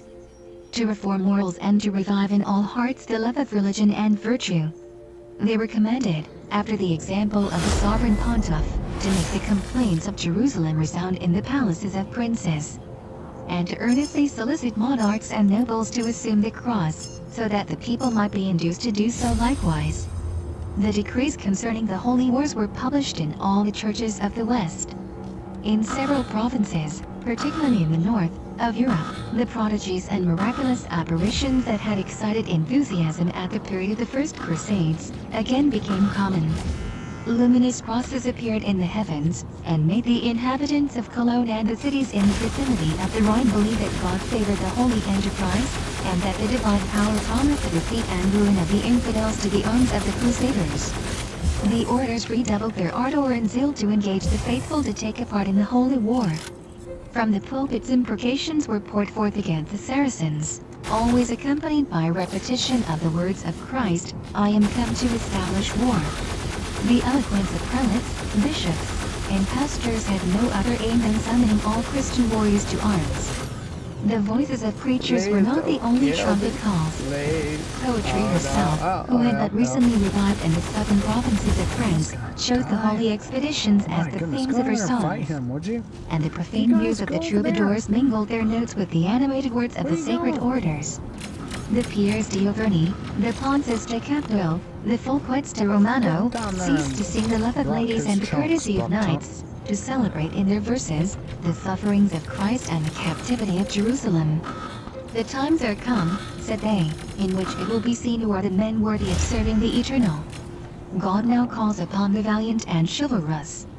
They shall be his soldiers forever, who, knowing how to suffer for their faith, and fight for God, shall prove themselves frank, generous, loyal, and brave." Let 214, the base levers of life force seekers for gold remain behind. God now only calls upon the good and brave. You know It what is that his will that his means? faithful servant should secure salvation by noble feats of arms, and that glory obtained in fight should open to them the gates of heaven. 189. One of the minstrels of the Holy War celebrates in his verses the zeal, the prudence, and courage of the head of the Church. And to induce the faithful to assume the cross, sings, "We have a sure and valorous guide, the sovereign Pontiff Innocent." It then began to be hoped that the father of the Christians would himself lead the Crusaders, and sanctify the Asiatic expedition by his presence. The Pope, in the Council of the Lateran, had expressed a desire to assume the cross, and to go in person to take possession of the heritage of Christ. But the state of Europe, the progress of heresy, and, doubtless, also, the advice of the bishops and cardinals, prevented the accomplishment of its design. As germs of dissension still subsisted between several European states, these discords might be prejudicial to the success of the Holy War. And the Pope sent forth emissaries to act as angels of peace. He himself repairing to Tuscany, to appease the quarrels that had broken out between the Pisans and Genoese. His words soothed down all angry passions. At his voice the most implacable enemies swore to forget their disputes, and unite to combat against the Saracens. His most ardent wishes appeared about to be fulfilled, and the whole West, obedient to his sovereign will, was ready to precipitate itself upon Asia, when he fell suddenly ill, and died, leaving to his successors the care and honor of finishing so great an enterprise. Like all men who have exercised great power amidst political tempests, Innocent, after his death, was, by turns, praised and blamed with all the exaggeration of love and hatred. Some said he had been summoned to the heavenly Jerusalem, as God wished to reward his zeal for the deliverance of the holy places. Whilst others had recourse to miraculous 215 apparitions, and made saints speak in condemnation of his memory. Sometimes he was seen pursued by a dragon, whose purpose was to inflict justice upon him. And at others he appeared surrounded by the flames of purgatory.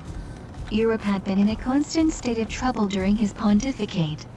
There was scarcely a kingdom upon which the wrath of the pontiff had not been poured out.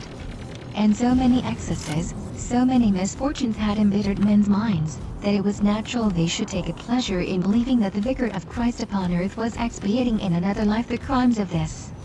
Innocent, nevertheless, was irreproachable in his manners. At first he had evinced some degree of moderation. He loved truth and justice.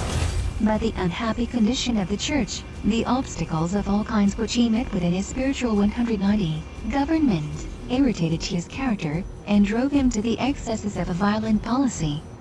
At length, preserving no propriety or self-command, he burst forth with the ever-memorable and reprehensible words, "Sword, sword, spring from the scabbard, and sharpen thyself to kill." 191. As he had undertaken far too much, he left serious embarrassments to those who might assume the reins of power after him. And such was the situation in which his policy had placed the Holy See, that his successors were obliged to follow up his maxims, and complete both the good and the evil he had begun. From this period, the history of the Crusades will be incessantly interrupted by the quarrels of popes and princes, and we shall follow the pilgrims to the Holy Land amidst the clashing of the thunders launched by the various heads of the Church. Sentius Savelli, Cardinal of St. Lucia, was chosen by the conclave to succeed Innocent, and govern the Church under the name of Honorius III. On the day after his 216 coronation, the new Pope wrote to the King of Jerusalem, to announce his elevation, and to revive the hopes of the Christians of Syria. "Let not the death of Innocent," said he, "depress your courage. Although I am far from being his equal in merit, I will show the same zeal for the deliverance of the Holy Land. And when the season shall arrive, will do everything in my power to assist you." A pontifical letter, addressed to all bishops, exhorted them to continue to preach the crusade. In order to secure success to the Oriental expedition, Innocent had first endeavored to re-establish peace in Europe. And certainly the necessity in which the popes found themselves at such times, to promote concord among nations, was one of the greatest benefits of the Holy Wars. Honorius followed the example of his predecessor, and was desirous of calming all discords, even such as owed their origin to the pretensions of the Romish see. Louis VIII, son of Philip Augustus, at the solicitation of the Pontiff, had taken arms against England, and was not willing to renounce the project of invading a kingdom so long subjected to the anger of the Church. The Pope even stooped to supplications to disarm the redoubtable enemy of the King of England.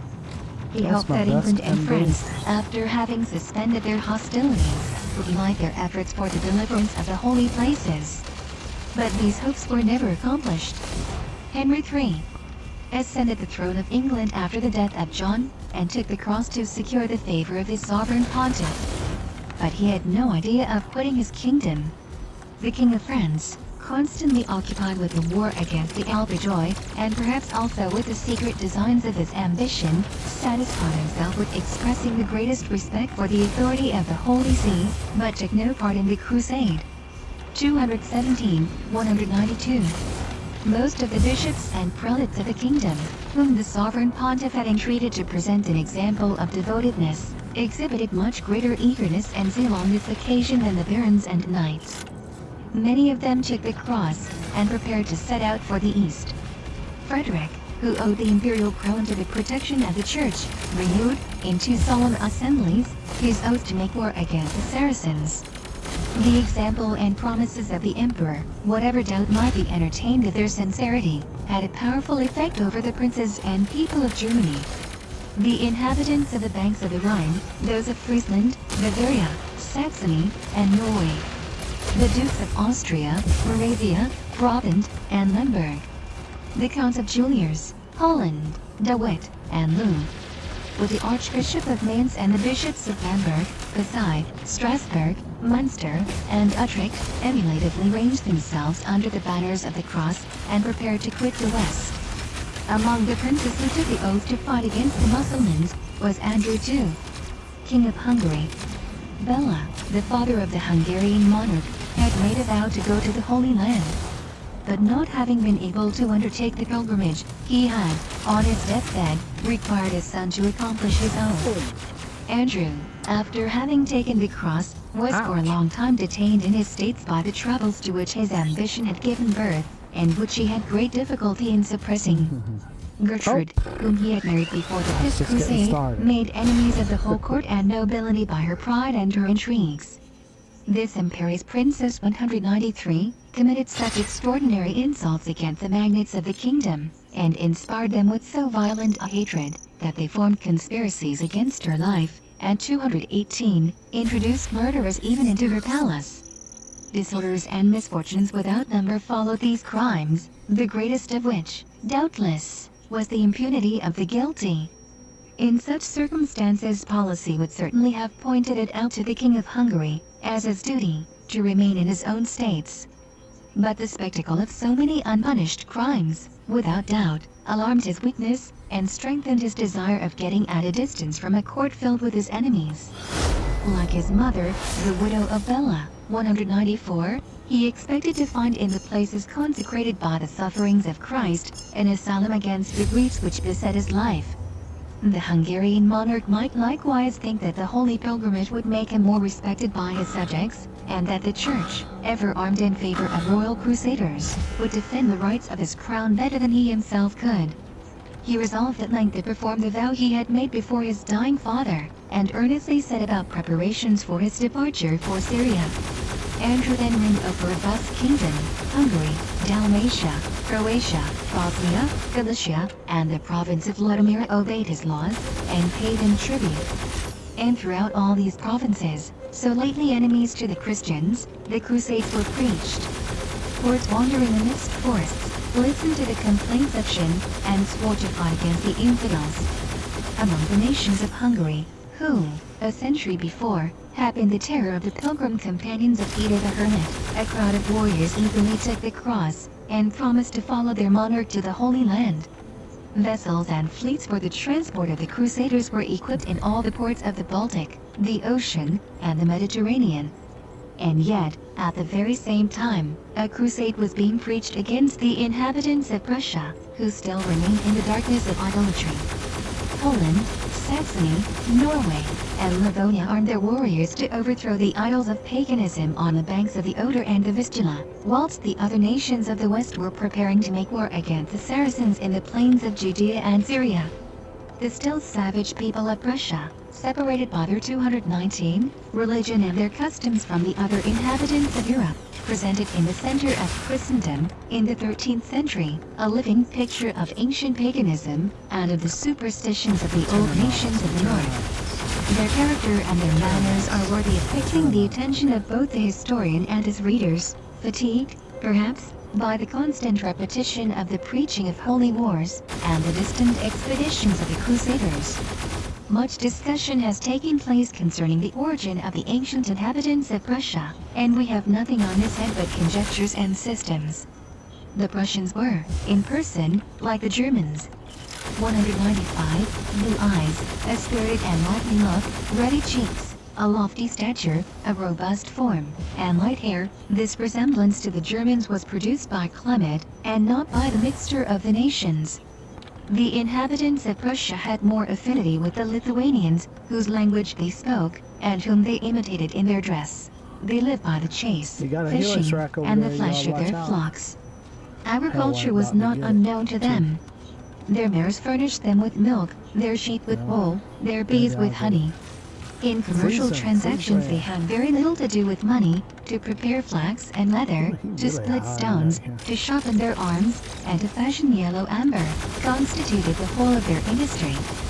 They marked time by Nochtide and dawn, and the hours by the words twilight, light, dawn, sunrise, evening, the first sleep, and sea. The appearance of the Pleiades directed them in their labors. The months of the year bore the names of the productions of the earth, and of the objects presented to their eyes by 220, each season.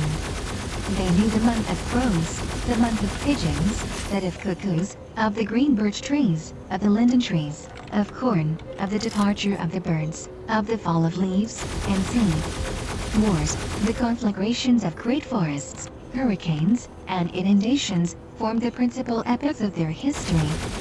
The people dwelled in huts built of earth, the rich in houses constructed of oak timber. There was not a city in Prussia. Some strong castles appeared upon the hills. This nation, though savage, recognized princes and nobles. He who had conquered enemies, and he who excelled in taming horses, attained nobility. The lords held the right of life and death over their vassals. The Prussians made no wars for the purpose of conquering an enemy's country, but solely to defend their homes and their gods. Their arms consisted of the lance and the javelin, which they handled with much skill. The warriors named their chief, who was blessed by the high priest. Before going to battle, the Prussians selected one of their prisoners of war, fastened him to a tree, and transfixed him with arrows.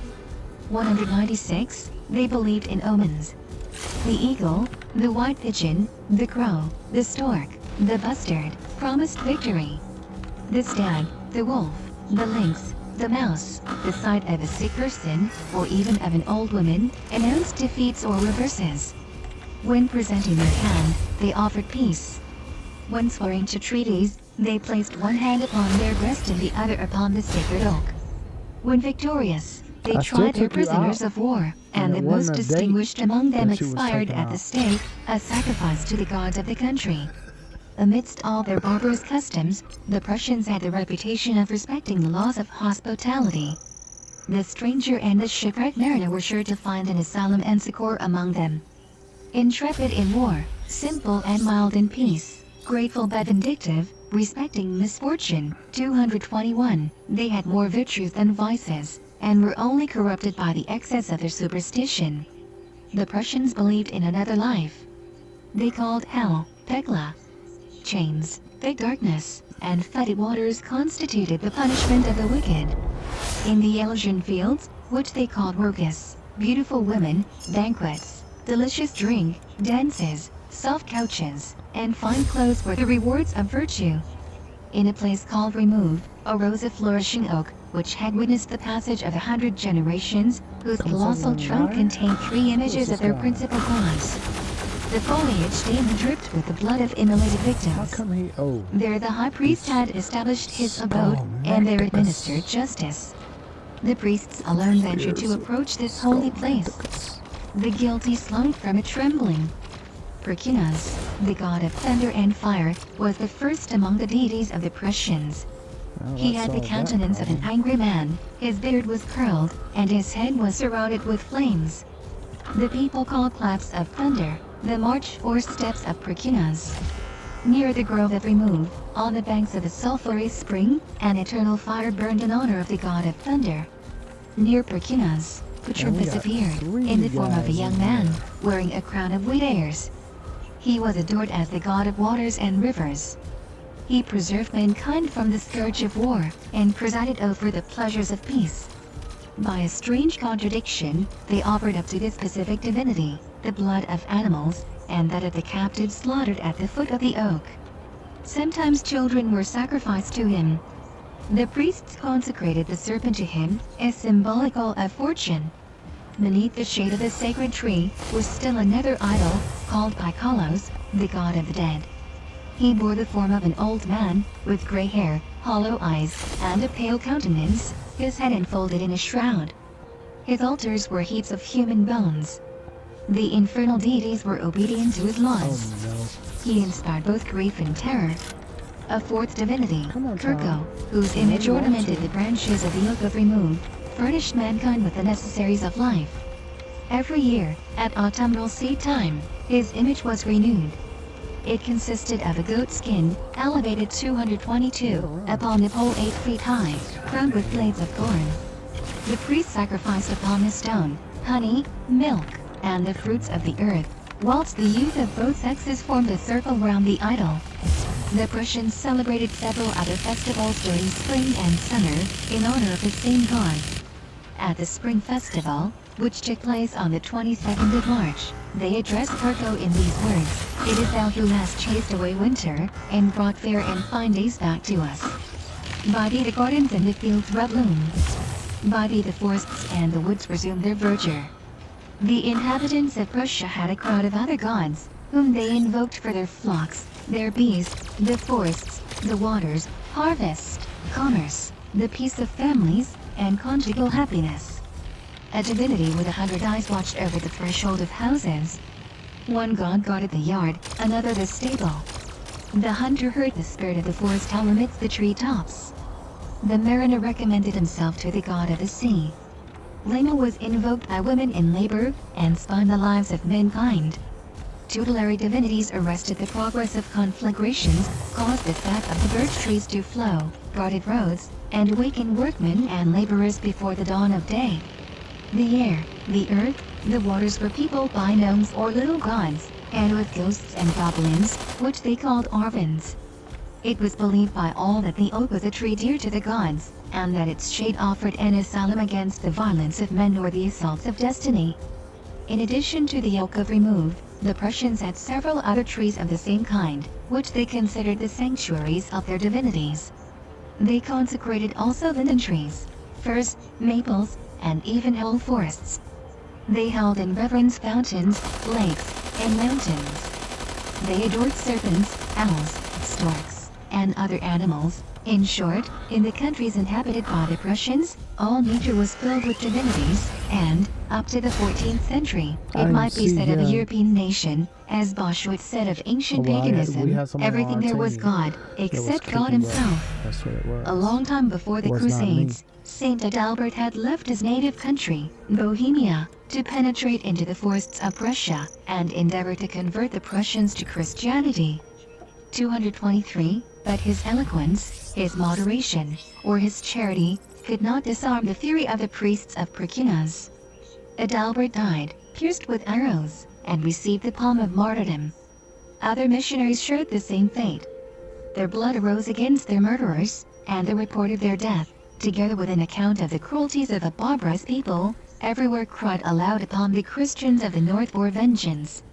The neighboring nations were constantly entertaining the resolution to take arms against the idolaters of Russia. An abbot of the monastery of Oliva, more able, and still further, more fortunate than his predecessors, undertook the conversion of the pagans of the Oder and the Vistula, and succeeded, with the assistance of the Holy See, in getting up a crusade against the worshippers of false gods. A great number of Christians took the cross, at the summons of the Pope, who promised them eternal life if they fell in fight, and lands and treasures if they triumphed over the enemies of Christ. the Knights of Christ and the Knights of the Sword, instituted to subdue the pagans of Livonia, with the Teutonic Knights, who in Palestine revolved in power and glory. The two other orders of the Temple and the Hospital, at the first signal flocked to the standards of the army assembled to invade Prussia, and convert its inhabitants. This war lasted more than 2 centuries. In this sanguinary struggle, if the Christian religion sometimes inspired its combatants with its virtues, the leaders of this long crusade were much more frequently influenced by vengeance, ambition, and avarice. The Knights of the Teutonic Order, whose bravery almost always amounted to heroism, remained masters of the country conquered by their arms. These victorious monks never edified the people they subdued either by their moderation or their charity, and were often accused before the tribunal of the head of the church of having converted the Prussians, not to make them servants of Christ, but to increase the number of their own subjects and slaves. We have only spoken of the people of Prussia, and of the wars made against them, to exhibit to our readers a nation and customs almost unknown to modern scholars even, and to show how far ambition and a thirst of conquest was able to abuse the spirit of the Crusades. We hasten to return to 224, the expedition that was being prepared against the Saracens. Germany considered Frederick II as the leader of the war about to be made in Asia. But the new emperor, seated on a throne for a long time shaken by civil wars, dreading the enterprises of the Italian republics, and perhaps those of the popes their protectors, thought it prudent to defer his departure for Palestine. The zeal of the Crusaders, however, did not abate, and in their impatience they turned their eyes towards the King of Hungary to take the command in the Holy War. Andrew, accompanied by the Duke of Bavaria, the Duke of Austria, and the German nobles who had taken the cross, set out for the east, at the head of a numerous army, and repaired to Spilotro, where vessels from Venice, Zara, Ancona, and other cities of the Adriatic awaited the Crusaders, to transport them into Palestine. In all the countries through which he marched, the King of Hungary was followed by the benedictions of the people. When he approached the city of Spilotro, the inhabitants and the clergy came out in procession to meet him, and conducted him to their principal church, where all the faithful were assembled to call down the mercy of heaven upon the Christian warriors. A few days after, the fleet of the Crusaders left the port 197 of Spilotro, and set sail for the island of Cyprus, at which place were met the deputies of the king and the Patriarch of Jerusalem, of the orders of the Temple and St. John, and of the Teutonic Knights. A crowd of Crusaders, who had embarked at Brindisi, at Genoa, and at Marseille, preceded the King of Hungary and his army. Lusignan, King of Cyprus, and the greater part of his barons, influenced by the example of so many illustrious princes, took the cross, and promised to follow them into the Holy Land. All the Crusaders embarked together at the port of Liniso, and landed in triumph at Ptolemais. 225. An Arabian historian says that since the time of Saladin the Christians had never had so numerous an army in Syria. 198. Thanks to heaven were offered up in all the churches, for the powerful aid it had sent to the Holy Land. But the joy of the Christians of Palestine was quickly troubled by the serious difficulty in which they found themselves to procure provisions for such a multitude of pilgrims. This year, 1217, had been barren throughout the richest countries of Syria. 199, and the vessels from the west had only been laden with machines of war, arms, and baggage. Deficiency of food was soon felt among the Crusaders, and led the soldiers to license and robbery.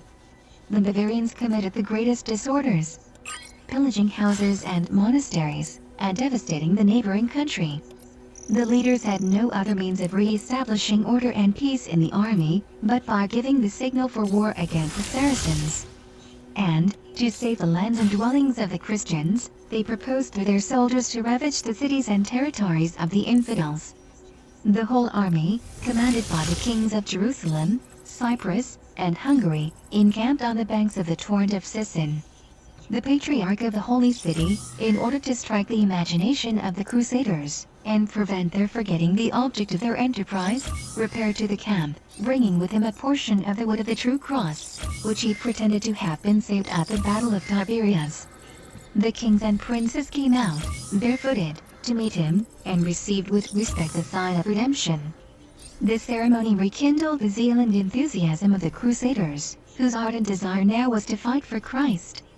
226. The army crossed the torrent and advanced towards the valley of Jezreel, between Mount Hermon and Mount Gilboa, without meeting an enemy. The leaders and soldiers bathed in the Jordan, and passed over the plain of Jericho, and along the shores of the great lake of Genezareth. The Christian army marched singing spiritual songs. Religion and its remembrances had restored discipline and peace among them. Every object and place they beheld around them filled them with a pious veneration for the Holy Land.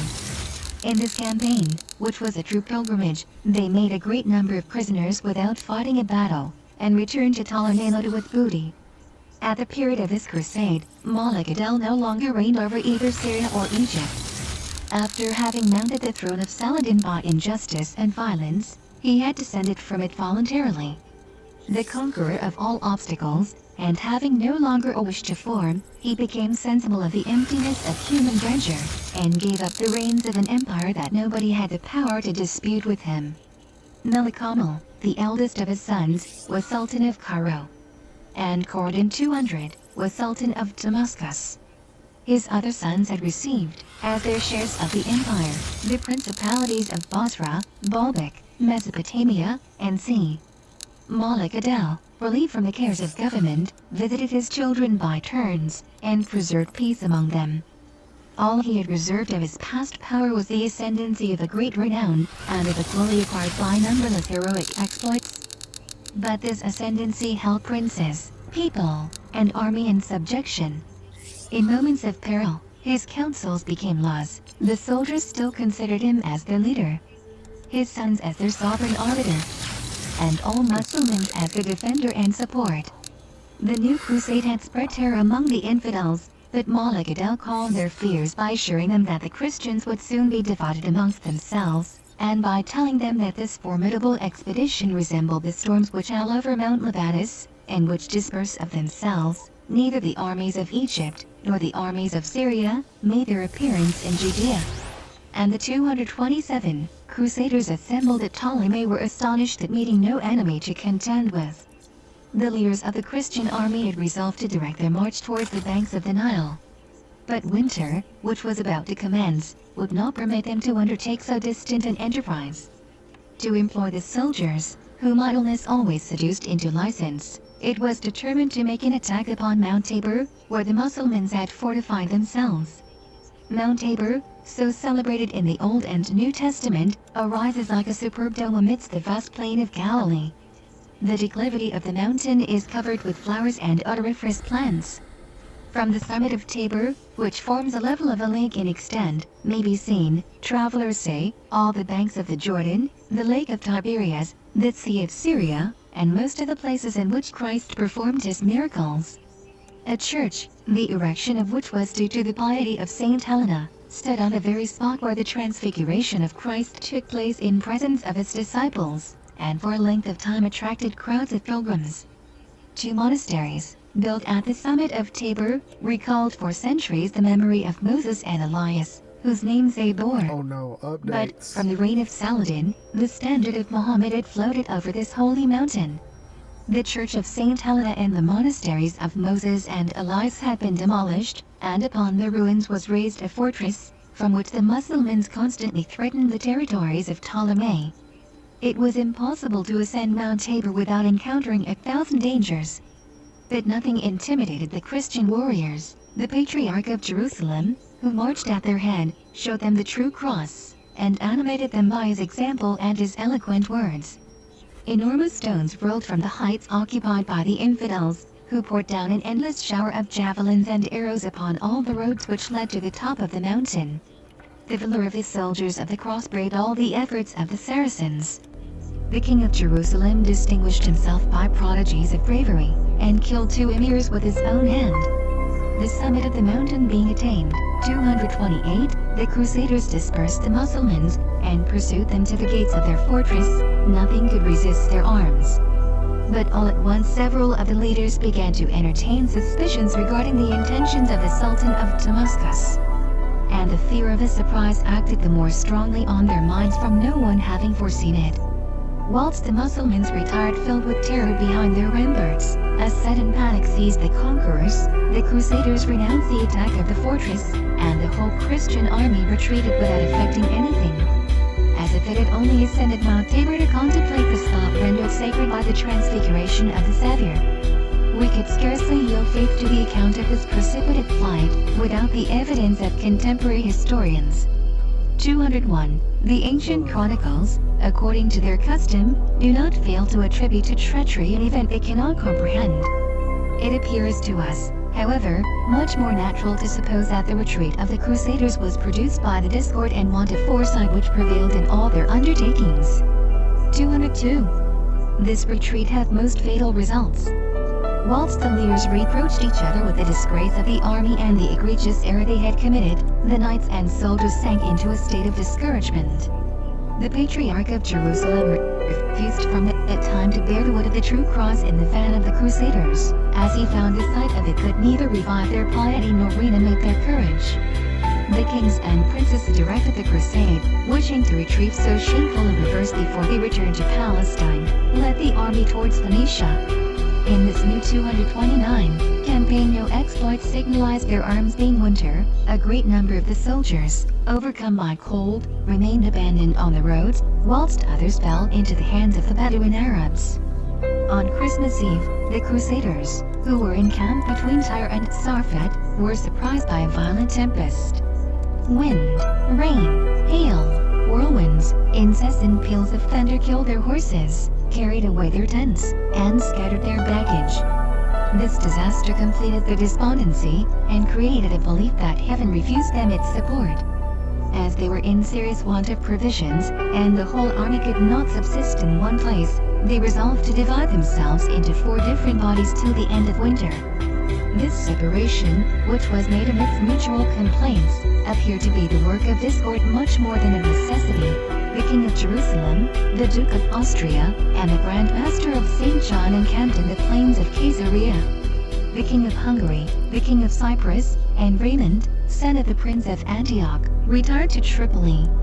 203. The Grand Masters of the Templars and the Teutonic Knights, and Andrew Davesons, with the Flemish Crusaders, went to fortify a castle built at the foot of Mount Carmel. The other Crusaders retired to Ptolemy with the intention of going back to Europe. The King of Cyprus fell ill and died just as he was upon the point of embarking for his own kingdom. The King of Hungary was discouraged, and began to despair of the success of a war so unfortunately commenced. This prince, after a sojourn of 3 months in Palestine, thought as though accomplished, and resolved, all at once, to return to his dominions. The West had doubtless been surprised to see Andrew abandon his kingdom, torn by factions, to repair to Syria. And the Eastern Christians were not less astonished at seeing this prince leave Palestine without having done anything for the deliverance of the holy places. The Patriarch of Jerusalem reproached him with inconstancy, and employed his utmost efforts to retain him beneath the banners of the 230 cross. But finding Andrew would not yield to his prayers, he had recourse to threats, and displayed the formidable train of the weapons of the Church. Nothing, however, could shake the resolution of the King of Hungary, who satisfied himself with not appearing to desert the cause of Christ by leaving half his troops under the command of the King of Jerusalem. After having quitted Palestine, Andrew remained for a long time in Armenia, appearing to forget his own enemies, as he had forgotten those of Christ. He came back into Europe through Asia Minor and beheld, whilst passing Constantinople, the wreck of the Latin Empire, which ought to have roused him from his pious indolence, and have reminded him of his own dangers.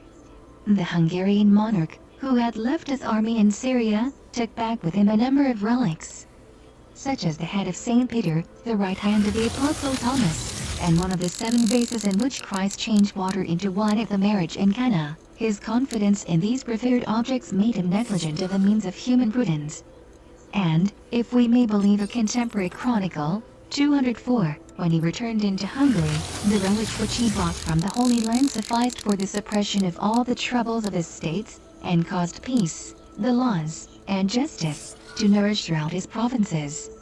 The greater part of the Hungarian historians, however, told quite another language. 205. and reproached their monarch with having dissipated his treasures and his armies in an imprudent and an unfortunate expedition. The nobility and people took advantage of his long absence to impose laws upon him, and obtain liberties and privileges which weakened the royal power, and scattered the germs of a rapid decay in the Kingdom of Hungary.